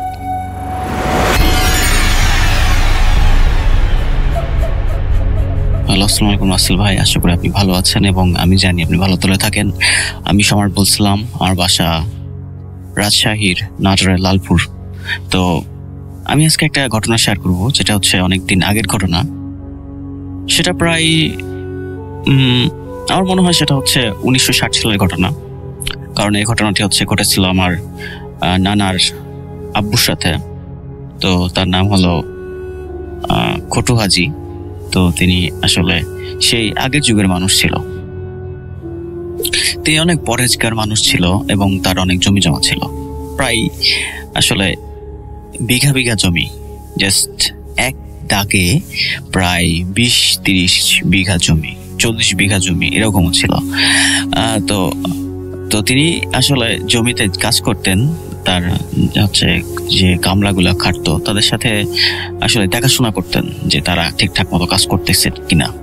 তো একদিন আসলে কাজ করতে করতে তারপরে অনেক রাত হয়ে যায়। তো গ্রাম্য এলাকাতে আসলে সেই 1960 সালের ঘটনা, তখন তো আসলে সেভাবে তো গ্রামগঞ্জে এরকম লাইট সংযোগ ছিল না। গ্রাম্য এলাকা ছিল, প্রায় জঙ্গল ছিল চারিদিকে। তো কাজ শেষ করতে করতে অনেক রাত হয়ে যায় এবং কামলাগুলা বলতেছিল যে আজকে আর কাজ না করে, আজকে অনেক রাত হয়ে গেছে, তো আপনি যে ফসলগুলো হয়েছে এগুলা বস্তা উঠাই দিল। তার একটা ঘোড়া ছিল, ঘোড়ার পিঠে উঠাই দিল বস্তা 2-3টা। তো উঠাই দেওয়ার পরে উনি এক হাতে ঘোড়ার যে ইয়াটা ছিল, ওই ঘোড়ার যে লাগামের যে দড়িটা ছিল, তো দড়িটা ধরে ঘোড়াকে টানতে টানতে আর কি বাড়ির দিকে যাচ্ছিল, ঘোড়াকে ধরে আর কি দড়িটা ধরে। তো এমন সময় হুট করে অনেক সময় যাচ্ছিল, যেতে যেতে বাড়িতে যেতে আসলে ওনার প্রায় 0.5 ঘন্টা 45 মিনিট সময় লাগবে। বাড়িটা বেশি তো ছিল না, তবু 45 মিনিট হাঁটতে হতো। তো এমন একটা সময় একটা জঙ্গলের কাছাকাছি আসলো। জঙ্গলের কাছাকাছি আসার পরে উনি যেটা দেখার পরে ওনার তো গায়ে তো কাঁটা দিয়ে উঠছে যে কি হচ্ছে এটা। জঙ্গলের ভিতরে দেখতেছে যে অনেক আলোকসজ্জা, অনেক মানুষ, একটা বিয়ে হচ্ছে। তো বিয়ে হচ্ছে এমন সময় হুট করে দুজন পিশাচরূপী ভয়ঙ্কর চেহারা আসলে ছিল না, তারা আসলে ভয়ঙ্কর চেহারাতে আসছিল না। দেখতে আসলে মধ্যবয়স্ক একজন লোক, অনেক লম্বা, প্রায় 7-8 ফিট হবে। তো সে এসে বলছে যে কিরে কই যাস, খানা খাবি? খানা আয়, তোর কাছে খানা খাওয়াই। নানার আব্বু আসলে অনেক সাহসী ছিল। তো তিনি বলছে না, আমি এরকম খানা টানা খেতে চাই না, আমাকে ছেড়ে দেন, আমার রাস্তায় আমি যাই। ওই লোকটা বলে যে তুই তো একটা সাচ্চা দিল আছিস, তুই তো একটা ভালো মনের মানুষ। তোকে তো অনেকদিন ধরে দেখি তুই এই রাস্তা দিয়ে যাওয়া আসা করিস, কখনো তোকে ডাকি নাই। তো ভাবলাম যে তুই একটা ভালো মানুষ, তোকে একটা আজকের যে আমার ছেলের বিয়ে হচ্ছে, ছেলের বিয়েতে তোকে দাওয়াত দিই কিংবা দাওয়াত করে খাওয়াই। তো সামনে তো আসা হয় না, হবে অনেক জোরাজোরি করছে, বলছে যে খানা না খেয়ে আজকে যেতে দেব না তোকে। তারা তাকে ধরে টেনাস্ট্রা করে নিয়ে গেল। নিয়ে গিয়ে দেখছে যে কি সেই বিয়ে, মুখ দিয়ে আগুন বের করছে, এরকম অনেক অন্যরকম বিষয়। তিনি আসলে অনেক সাহসী ছিলেন বলে তিনি আসলে তার নার্ভকে সেই পর্যন্ত ধরে রাখছিলেন, জ্ঞান হারান নাই। তো কলাপাতা করে আসলে অনেক অনেক খাবার নিয়ে আসলো। এমন কোনো খাবার নেই যেখানে ছিল না, ইন্ডিয়ার হায়দ্রাবাদি বিরিয়ানি, তারপরে অনেক অন্যরকম খাবার। তো এরকম অনেক খাবার, তো ওগুলো তো খাওয়া শেষ করতে পারছিল না। আর শরীরে যতটুকু পারছে খাইছে। খাওয়ার পরে বলছে যে তুই একা একা খালি, তোর বাড়ির জন্য কিছু নিয়ে যা, বাড়ির জন্য নিয়ে যা এই বলছে। আর সাথে সাথে একটা পোটলাই করে তাকে বাড়ির জন্য আর কি অনেক খাবার দাবার বাড়ির জন্য পাঠানোর জন্য দিছে। তো তাকে দিল, দেওয়ার পরে সে আর কি ঘোড়ার ইয়াতে খাবারটা রাখার পরে জিনগুলার থেকে বিদায় নিয়ে যাওয়ার পথে বলছে যে সামনের রাস্তা তো খারাপ আছে, তোকে একটু আগাই দিয়ে যায়। তো সামনে যেতে সামনে একটা গোরস্থান পড়ে, গোরস্থানের ঠিক সামনে আসছে আর দেখে যে তারা নাই, তারা ঠিক সামনে ছিল, চোখের পলক জাস্ট ফেলছে আর দেখে যাচ্ছে তারা অদৃশ্য। মানে কি, তো ঠিক আছে গোরস্থানটা তারা সে পার করলো। তো গোরস্থান পার করার পরে দেখছে চলে আসছে তারা আবার। তো বলছে যে আসলে আমরা তো গোরস্থানের এখানে আমরা হাঁটতে পারি না, কিংবা আমরা যাইতে পারি না, এটা পবিত্র জায়গা তো সেই কারণে আর কি। তো ঠিক আছে, তারপরে আর কি যাইতে সামনে একটা শ্মশান ঘাট পড়ে। শ্মশান ঘাটের সামনে যেই গেছে তারা এসে বলছে তুই একদম পিছনে তাকাবি না, আর আশেপাশে তাকানোর দরকার নাই, তোর নাম ধরে ডাকতে পারে, কিংবা তুই যে আজকে দাওয়াতটা খাইছিস, আমাদের যে শত্রুগুলো আছে, তো শত্রু তোর ক্ষতি করার চেষ্টা করতে পারে, আমাদের শত্রুরা, কারণ তুই মানুষ হিসেবে তুই জিন জাতির বিয়ের দাওয়াত খাইছিস, তো এটা তোর ঠিক না। তো এই জন্য আমাদের শত্রুরা তোর ক্ষতি করতে পারে। তো আমরা আছি, ভয় নাই, তুই চল আমাদের সাথে, তোর বাড়ি পর্যন্ত তোকে আগাই দিব। তো আসলে এরকম করে যখন শ্মশান ঘাটের মাঝখানে চলে আসছে, আর এমন সময় সেই পাশের জঙ্গল থেকে একটা গোঙানির মতো আওয়াজ, যেরকম একটা বিড়ালের সাথে যেরকম বিড়াল কান্না করলে যেরকম কান্না করে, এরকম কান্নার মাঝে মধ্যে একটা শব্দ শুনতে পাওয়া যাচ্ছে, তার নাম ধরে ডাকছে, এবং চেনা পরিচিত অনেক মানুষের বেশ ধরে আর কি ডাকতেছে। তো এরকম করে ডাকতে ডাকতে তিনি তো কর্ণপাত করেন নাই, চারিদিকে অনেক বাতাস হচ্ছিল, অনেক ঠান্ডা লাগছিল তার। তো এরকম করে অনেক কষ্টে পার করার পরে আর কি বাড়ির সামনে যখন চলে আসলো, তখন তারা আর কি বলে যে যা, তুই আসলে এখন সেফ আছিস, তুই আসলে এখন চলে যেতে পারিস, মানে এখন আর কি বিপদ মুক্ত। তো তিনি আর কি বাড়িতে গেল, যাওয়ার পরে তো তার বউকে বললো সব ঘটনা। তো তারপরে তিনি একটা গোসল দিয়ে আর কি ঘোড়া থেকে সব ফসলগুলো নামানোর পরে আর কি সেই পোটলার ভিতরে দেখতেছে যে স্টিল খাবারগুলো এখনো বিদ্যমান, মানে ওখানে যেই খাবারগুলো দিয়েছিল ওগুলো এখনো আসছে। তো এই ছিল ঘটনা। রাসেল ভাই, আসলে যদি ভালো লাগে অবশ্যই শেয়ার করবেন, যেটা ঘটে যায় আমার নানার বাবার সাথে। তো আশা করি সে পর্যন্ত সবাই ভালো থাকবেন, সুস্থ থাকবেন। আল্লাহ হাফেজ। Welcome back. আপনাদের সবাইকে অনেক অনেক ধন্যবাদ এতক্ষণ পর্যন্ত আমাদের সাথে থাকার জন্য। অনেক শুভকামনা রইল। সব সময় এই ইউটিউব চ্যানেলটি সম্পর্কে আপডেট পেতে আমাদের ইউটিউব চ্যানেলটিকে সাবস্ক্রাইব করুন। আশা করছি আমরা একসাথে অনেকটা পথ হাঁটব। আজকের মতো এখানেই বিদায় নিচ্ছি। সবাই ভালো থাকুন, সুস্থ থাকুন, মোস্ট ইম্পর্টেন্টলি ভূত.com-এর সাথে থাকুন। আল্লাহ হাফেজ।